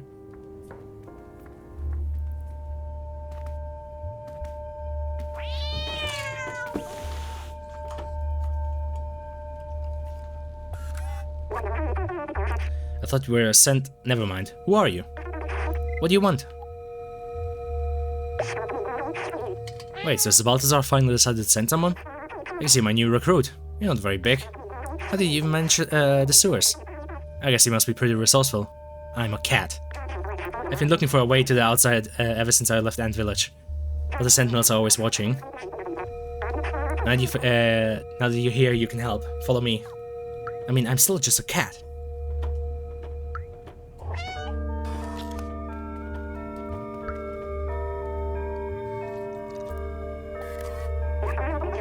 I've been working on a plan to use this old subway for a while now. I even have the keys to sort it. All we need is an atomic battery to power it. I know Necro Corporation has one secured inside the factory. My guy, still just a cat. I have a contact who can help us. I'm sorry, this sounds like a quest for V from like, from Cyberpunk. My guy, I am a cat. Don't listen to Side, he hates SFM because he met a few annoying people once and never got over it, which is a source in general, and he probably secretly uses Gmod when no one is looking. What do you mean, a few annoying people? My guy, that fucking community is rotten to its core, okay? That's just... My advice, do not get involved with any sort of source community. Honestly, you're better off without it. Like, just don't. The good people are genuinely the fucking... They're the... how do you say? Exception.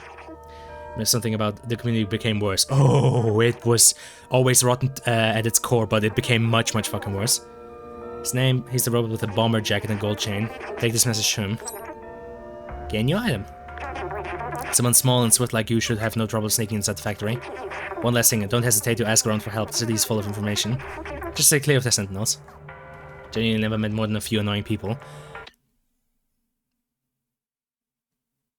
Mans takes his own anecdote, says, well, I've never seen this problem, therefore problem doesn't exist. Bruh, my guy. Fucking hell, John. Jesus Christ, John. So, if you can't see the moon, does that mean the moon stops existing? God damn it. Speak it out, even if you want. I think you were doing it wrong or something.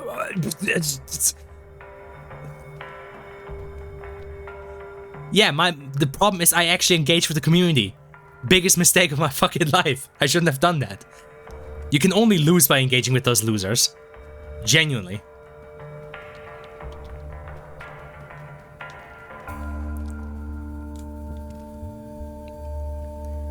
I'm not even sure why you're so desperate to defend them, John. You're barely part of that community anymore.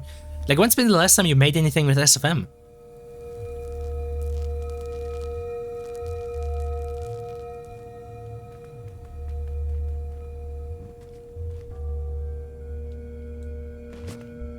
Just the Gmod thing and not an SFM thing. Cope. Absolutely cope. And again, go to any sort of source-related community and you will see enough problems there. For a fucking lifetime.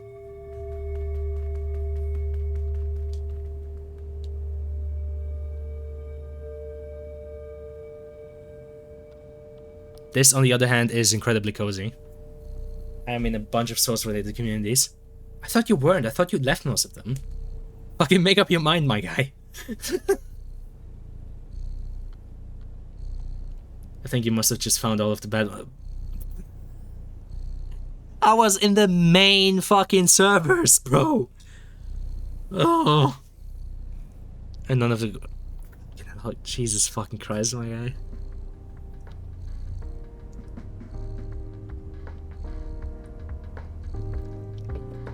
John, I genuinely hope I never have to call upon you as a witness. Because, genuinely, your reality really just seems to be, well, I've never seen it, therefore it mustn't exist. Ah. You drive me up the fucking wall sometimes, my guy. God damn it. At least we can enjoy this.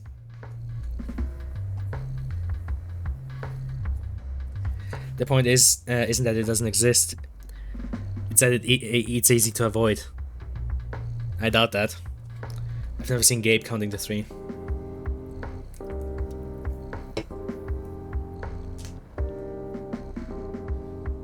Worst of all, he could be any one of us. He could be among us.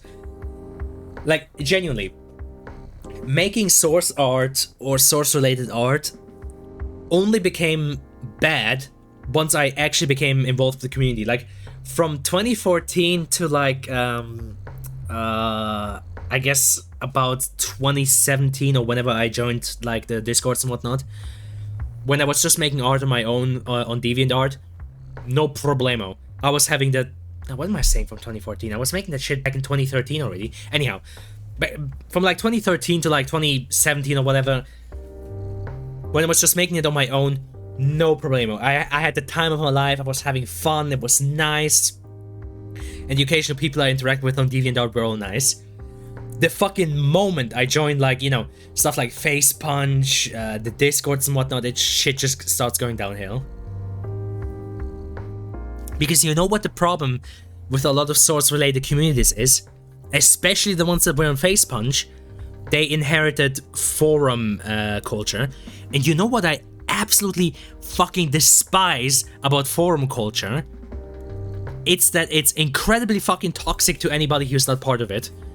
Like, the moment one of those assholes sniffs out that you're a new guy, ugh, he's a newbie, he doesn't know all the inside jokes and all the lingo that we use, ugh, and they immediately start treating you like trash. It's why I never got properly involved in the forum, because I could never catch my groove there, because they either ignored me, gave me non-answers, or both at the same time. Only once I got on Discord, where the going was actually somewhat more easy, did it get better. But again, it's the problem with any fucking social-related community. They all inherited this toxic-ass fucking forum culture, which I absolutely fucking despise. Seems like a skill issue, not gonna lie. Fucking hell. Again, I'm not sure why you're so vehemently defending the Source community at all, my guy. Like, what do you have to gain from that? Like, outside of Source modding, what do you have to gain from, like, defending the guys who make like Source SFM art or whatnot? Genuinely.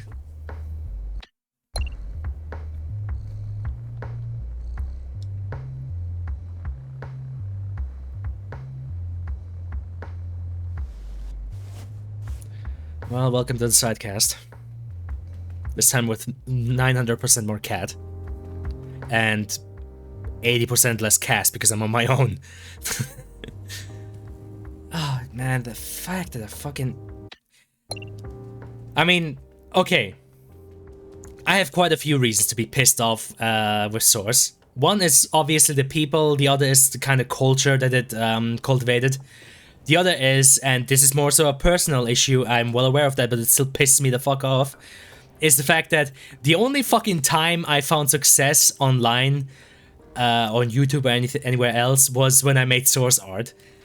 Like, genuinely, I think even to this day, most of the subscribers I have on YouTube are because of stuff like the Sidecast, or before that, what was it called? The Clubhouse podcast or whatever. Because of that fucking thing. Because guess what?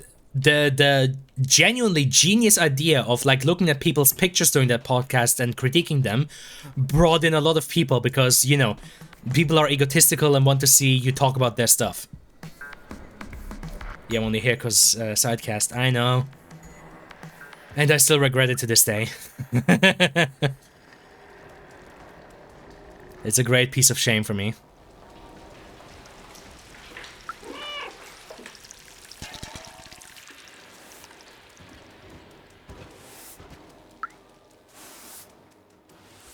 I doubt I could ever return to making podcasts again because I don't have anybody to do them with, and I feel like a one-man podcast would quickly devolve into, I feel like it would quickly devolve into just me going down in like a downward spiral and losing my mind. Oh, you know what? I never checked actually. What does the thing say? Translate. This guy wants to help Clementine. Let's find him. He's our only way to find the atomic battery. Remember, he's the robot wearing a bomber jacket and the gold chain.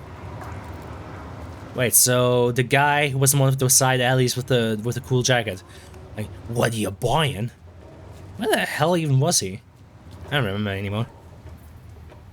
I can be your co-host.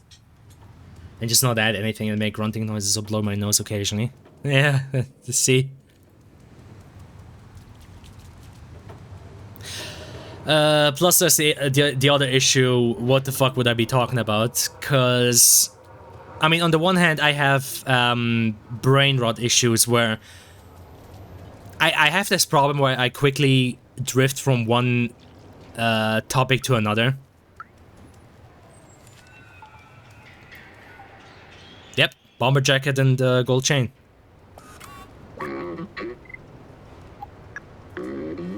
Where did you get that? Oh, you're with outside my contact. Let me brief you about the atomic battery. Battery is powering the Necrocorp factory right there, but this whole area is restricted and heavily guarded. They check every person who enters and turns away anyone who is not a worker. 1 hour of whining and complaining about your Source experience uploaded weekly. Oh, fuck off. The only reason I started complaining about Source again was because of you, asshole! You don't get to blame me this time. You brought the topic up. Here's an idea. Go get me a worker jacket and a worker helmet while I stay here to check for a good time to enter. Oh, fuck, I need a helmet too.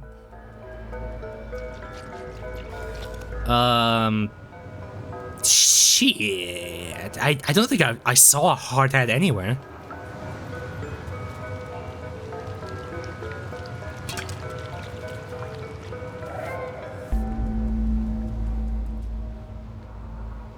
This do be a bra moment. I mean, this guy is obviously a connoisseur of hats. Fifi. Well, he can't tell me. Whining and complaining, man. Go fuck yourself. God damn it. It's genuine complaints because that community genuinely has problems, but you know, why am I even trying to talk sense into you? How did you get acquainted? What, with like Source, you mean? I mean, like I said, I was making Gmod pictures from somewhere in like 2012, I think 2013. I started uploading stuff on DeviantArt. You both. Aha! I was making a podcast back when I was still part of the Source community. I started making a podcast with like other Source artists, you know, where we would just talk about like our experiences, about like art and all of the stuff, and we would like critique pictures from other people. And John showed up, and ever since then he became my online stalker. Server owner was on this podcast. Oh yeah, true. And pinged the SFM server, so I watched the thing. And then ended up continuing to watch it for some reason. Exactly. I think neither of us has a good answer as to why. Worst mistake of my life. Agreed.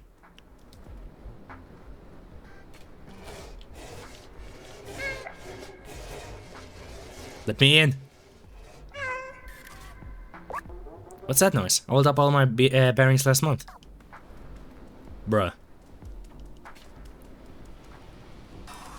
Well, small streamers are cool because you can actually interact, lol. True.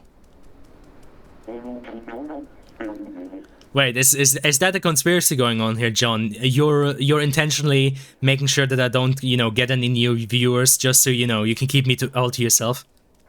Wouldn't that be funny? Do you have contacts at, like, Google? Actually, no, that couldn't be, because, funnily enough, I recently did make a quick Google search on SiteZero in, like, an incognito browser, and so far, it seems like the Twitch channel is actually the first thing that appears, so I don't even have a good excuse. Say gay shit in chat to scare the few viewers away, exactly. Honestly, I don't think you need to say anything, they just need to hear my voice for a bit and they immediately get scared away. Like, ugh, who's this weirdo talking?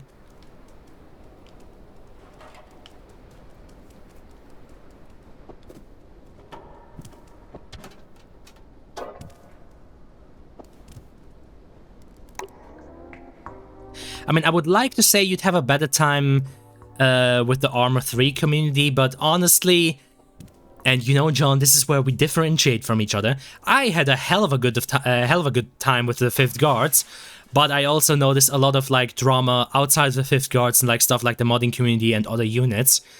The 23rd. And so, you know, I couldn't even say in good faith that the Armor 3 community is one where you can stay away from drama. Nah, there's still enough drama there anyway. Partially also just by virtue of being Milsim. Because, again, it's why I haven't joined another armor unit since leaving the 5th Guards, because for me, the 5th Guards were lightning in a bottle. You had guys who genuinely cared for the historical events and wanted to make like a good op, but were also, you know, chill enough to, you know, still joke around and, you know, treat it like just guys playing a game. Person you're trying to reach is momentarily unavailable. Timmy, stop messing around. Oh yeah, don't use my mod or else. Yep, exactly. Funny stuff. Almost seems like it walks a thin line between being annoying and being retarded. Yeah, like I said, it's why I haven't joined any other community since the 5th Guards, because I genuinely believe I don't think there's any other unit out there that could replicate the experience I had with the 5th Guards, because, like I said, the 5th Guards was the perfect blend between people who are, like, still friendly enough with each other to take it easy, but also care enough about, you know, the whole thing to make it work.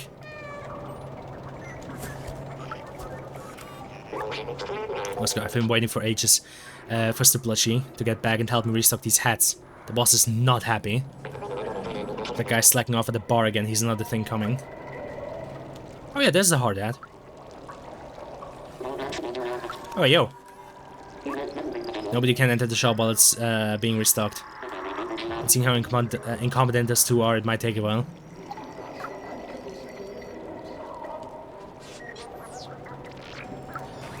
We were not strict, but still LARPed and people had connections inside the game. Exactly, exactly.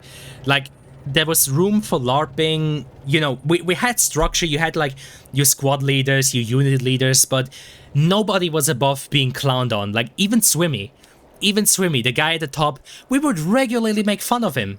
Why? Because, you know, he was taking it easy. The person arrested was not Clementine. Continue the search. Like, that's why I think what I had with the fifth gods could never be like redone, because the leadership from Swimmy to Hewlett to Slapper, all of them were super duper taking it easy, and you could like clown on them in the off time or like during the debriefs or briefings when, you know, there wasn't anything important to be said, and nobody would take offense to that. Like, nobody took themselves too seriously. Golden middle, exactly. That's why I say the fifth guards were probably like lightning in a bottle, and I doubt I could ever experience another unit like that again. Like, you had leadership that took it easy, you had people that cared. It's... God damn it. I guess, you know, at the end of the day, I shouldn't be sad that it's over. I should be happy that it happened at all. Even though I have to admit, at times there have been moments where I was thinking about getting back into the game, but again, I doubt it would ever be as fun as it was back then. So, you know, why bother? Oh, lol. Ouch. Oh, what's that weird feeling? You know, work is work, Slippy. Don't lose your head about it.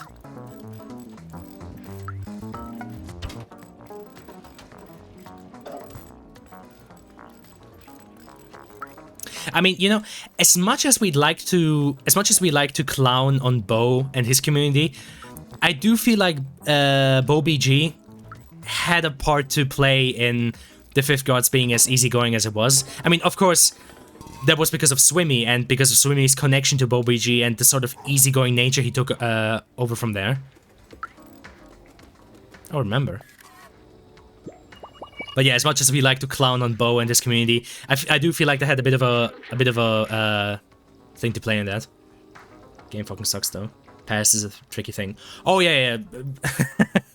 Armor 3 is good for two things.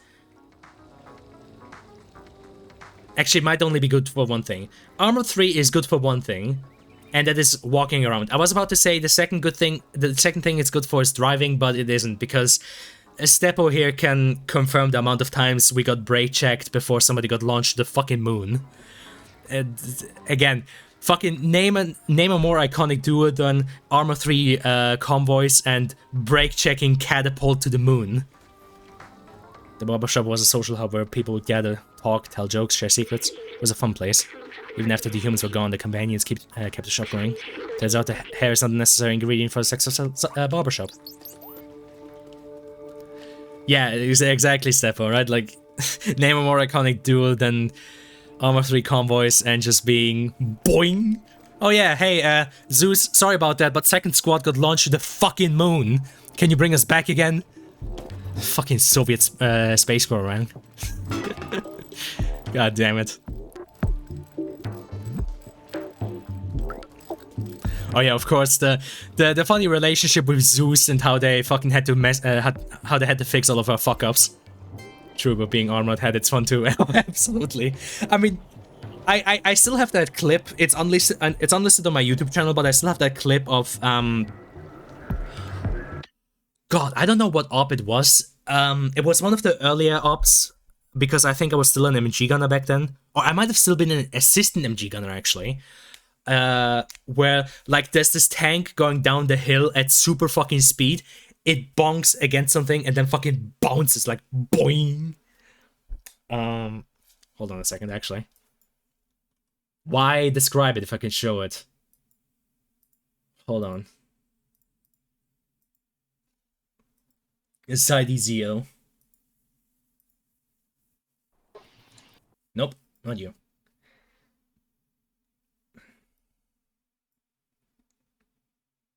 Oh, by the way, Steppo, I never posted this anywhere, but actually, let me do that right now before I forget.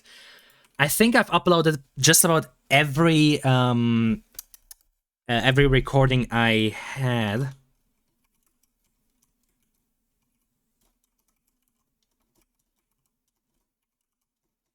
Hold on. Just gonna post some Fifth Guard chats on the side channel.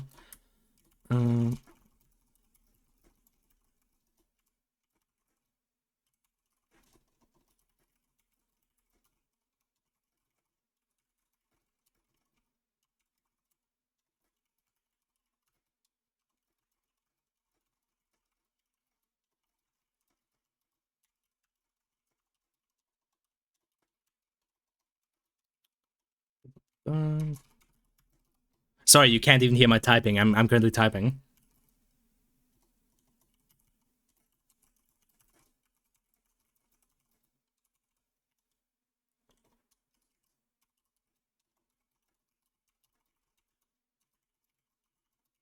You know, not.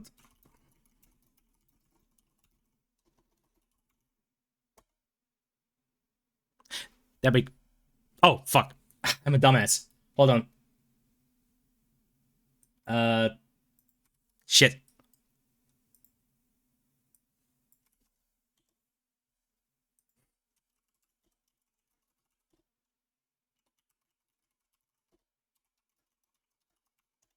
There we go.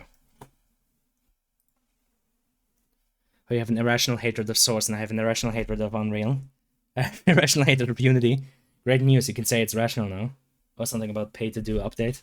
Oh yeah, the fucking, yeah, the fucking runtime fee. God, what a retarded fucking decision. Okay, where's that? Oh god, it's an old-ass... Hold on, it might be easy to look for it in this on Discord. Hold on. Just give me a second. Okay. I just need from... Cannot look from?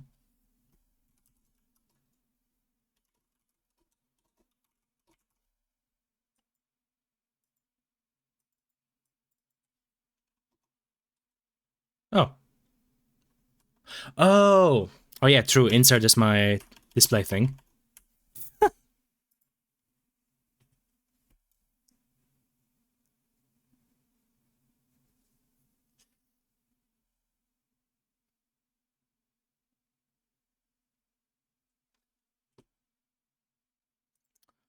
Why can I not search for...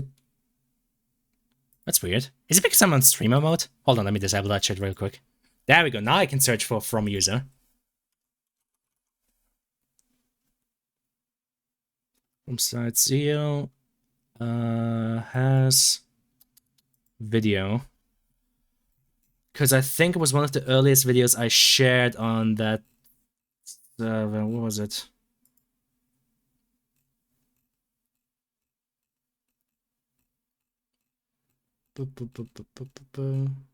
Oh, there we go. Found it.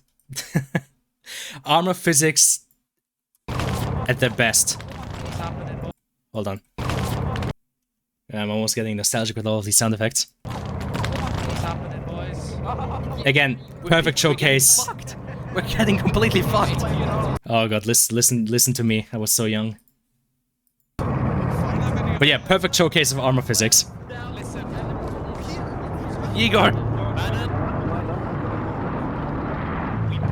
Oh Jesus! Oh no! That shit still makes me laugh to this day. Igor! Oh Jesus!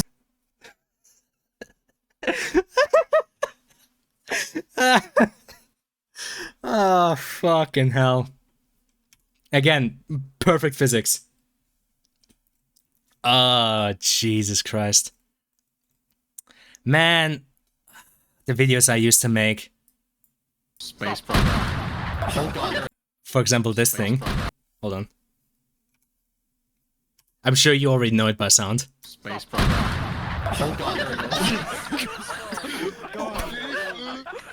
Where is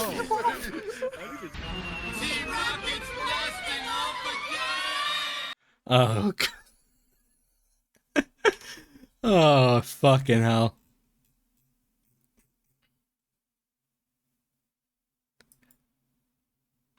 Ah, fuck yeah, that pisses me the fuck off. The inspiring mustache actually has a fucking copyright in it because of the Soviet hymn. That makes me angry. Oh yeah, here's the one about Swimmy. What's happening? But Hold on.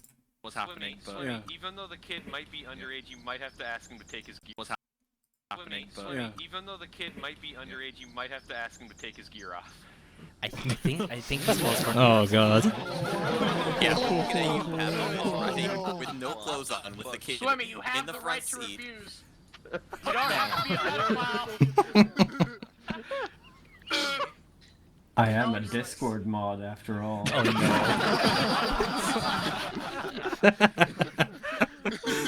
Oh god. See, this is what I mean though. This is what I mean though. Like that's Swimmy. That's the fucking unit leader right there, and he was right there with us in the thick of it, just making dumbass fucking jokes. Oh god. Oh man. Shit. I do miss these times, man. Again, the Fifth Gods was something else. Again, this ending here. Swimmy was later arrested for grooming a minor, who currently continues making repo updates from his cell. Again, that's what I mean though. We could make those jokes easily about our leadership. It was so easygoing. Honest to God.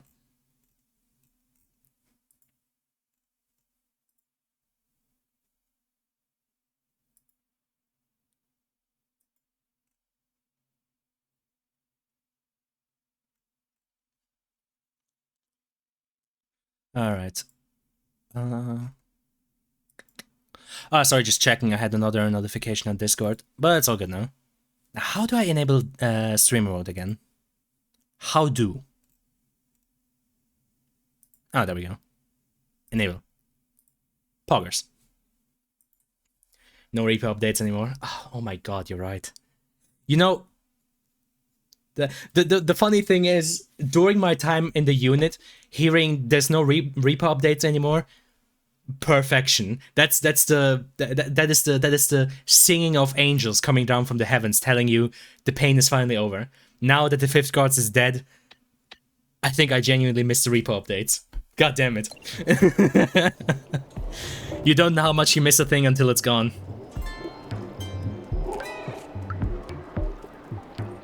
Anyhow, okay, so wait a second. He said something about the guy slacking off at the bar, right? Let me check that again. There's Stuplashy to get back and help me restock these hats. Boss is not happy. Slacking off at the bar again. He's another thing coming. Stuplashy. There was the one guy at that like side alley bar. Yeah, this dude. Are you Stuplashy? No, Sojiro. Luck. Fuck, what other bar could he mean then? I remember freeing 300 gigabytes. Yeah, okay, true. that is a fair argument. To be fair, yeah, the fucking my hard drive was very happy once I got rid of the repo of the repo data. Oh god. Yeah, it's kind of funny how Swimmy just held all of our hard drives hostage with that shit. God damn it. Order. That guy has no name because he's fucking dead.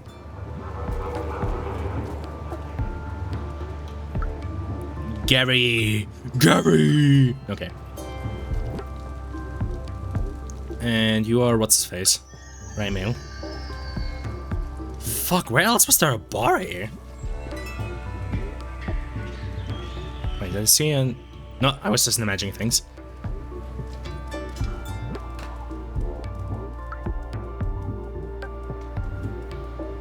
At the end of the day, though, as much as it pained me to see the unit dying, I'm kind of glad that we just let it die when we did, and that we didn't try to extend it any longer than was necessary. Because genuinely, at the towards the end, it was basically just kind of painful as we were trying to prop it up without, you know, the stuff that kind of made it what it was. So honestly, looking back at it, I'm kind of glad that we failed as quickly as we did, because otherwise I feel like it would have kind of just ruined the memories I had of the unit. Because, you know, at the end there was also a lot of pain there with like trying to sort out all the people, sort out who was still there with us, who was still, you know, attached to the whole thing. And honestly, I'm glad that was only a short period, because I wouldn't have wanted to my last memories of the unit to be, or my lasting memories of the unit to be, you know, bad stuff. Because, you know, that would have made me sad.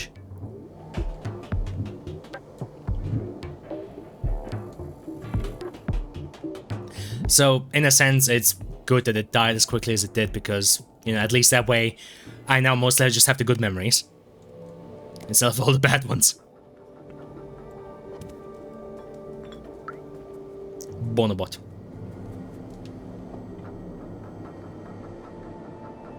Yeah, no chip sequel. Oh, no cheap sequel. Yeah, exactly. Bar. Where else could there be a bar?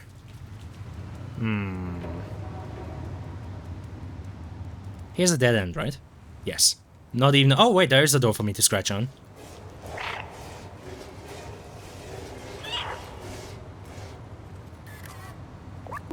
Hey, I'm off to work. See you later. Okay, honey, because the sentinels, they are quick to make arrests for no good reason. Don't worry about me, babe. I'm good. Bruh.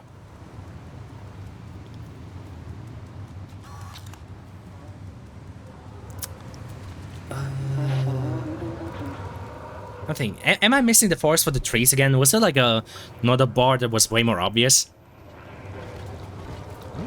Oh, sorry about that. Oh hey, he's got clothes on now. Or I guess he had. Okay, that's the hat shop. Is that a bar or is that just like a noodle shop?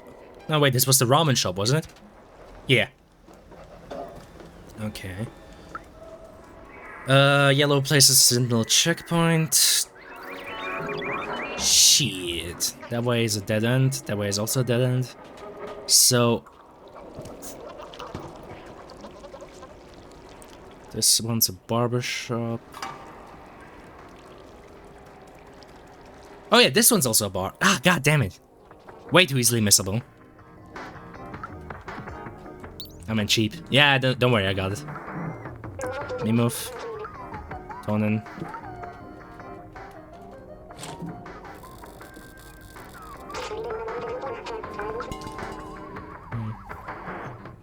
Where is the person I'm looking for, though? Oh. Well, you weren't here last time. Is he dead?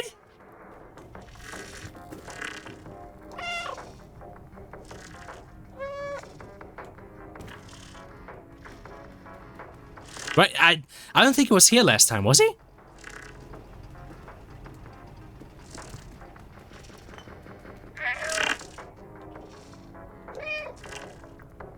Oh, okay. I was wondering the first time I came through here why there's the thing I could drop. Here we go.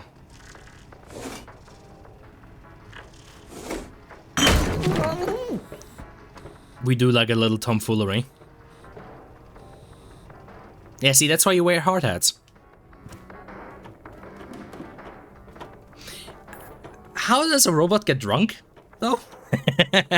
What's the logistics here?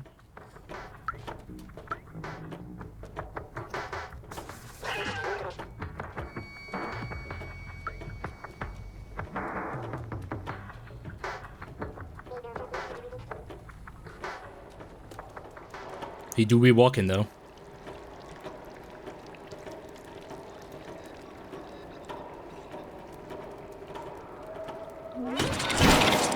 Lamau.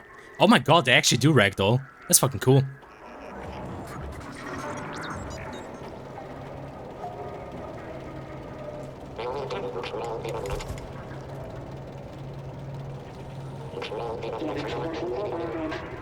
Now bring me inside. I am but a humble box. See? Smart. I mean, I'm not sure why the guy well, I guess he needs somebody to watch over the boxes. I mean, I guess he could have just asked the owner to watch over them for him.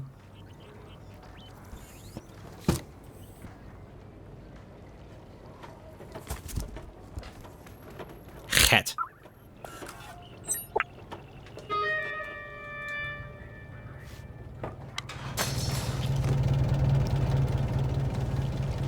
I do be a little rascal that likes to engage in some tomfoolery. Hey, careful. Alright, we have a hard hat and a jacket. Jacket! Okay. Fuck, where did I need to go again? Fuck. Damn it, how is my orientation this fucking bad? God damn it. Too many, like, alleyways and shit. Yeah, I feel like that would be a funny challenge for somebody as dumb as me. Fucking playing Cyberpunk 2077 but without a minimap. Let's see how fast I get lost.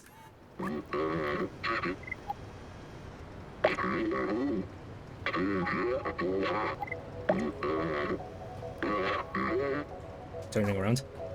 Why though? I'm a cat. Still wearing the gold chain though. These are great. A little snug around the waistline, but it'll do. Okay, hop in this box. I'll sneak you across the checkpoint. Box. Oh god, it's almost been 4 hours now. Oh god, it's half past midnight already. Jesus. Time flies when you're having fun. Or when you're telling John to shush and, you know, stop telling lies.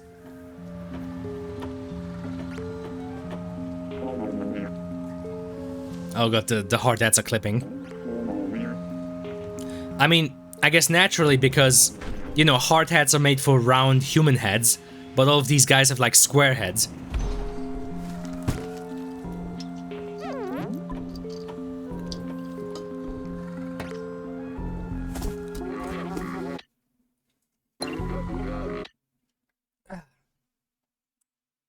Feeling sleepy to write correct brain turns off.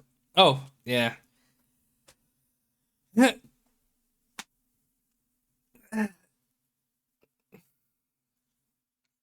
mean, I wouldn't be opposed to calling it here for now.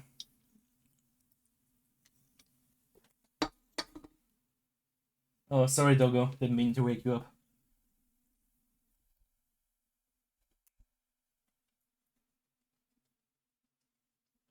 Oh, wait. Not me, but. Huh? Yeah.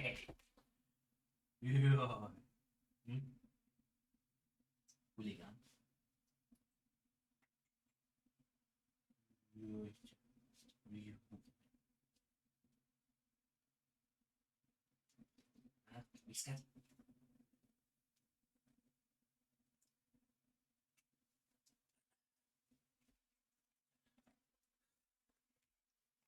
I guess having a webcam and bringing Doggo here would be a Germa bit, wouldn't it?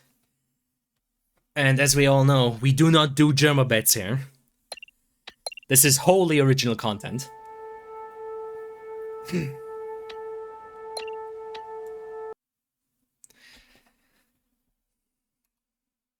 we go. Germa bit. It's a Germa bit. Fuck off. Talking about Germa bits is a Germa bit, isn't it? A-E-U. A-E-U. Audio jungle. A-E-U. Alright. Sadly, I can't hit quite the same notes as he did. Like, that's the funniest thing about me for that about that like A-E-U audio jungle bit is the actual notes he hits when doing A-E-U are actually on note with the fucking song playing in the background. Like, that's one of the funniest things for me about that clip, is not just, you know, the fucking ridiculousness of him, of a grown man going R-E-U, and then, you know, going audio jungle. Just the fact that he also hits the fucking notes according to the song. Yerma. Yorma. Yerman.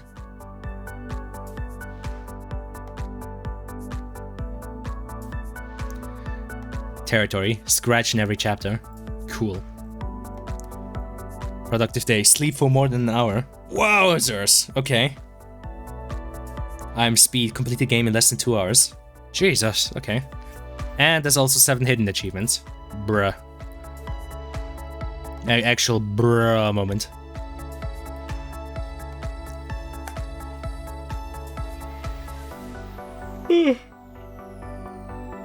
But yeah, all things considered, I think this is a fairly good spot to end it on. Alright, like we've got a stealth section ahead of us.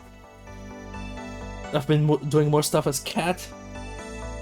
Doggo is looking at me. What you looking at, huh? Huh?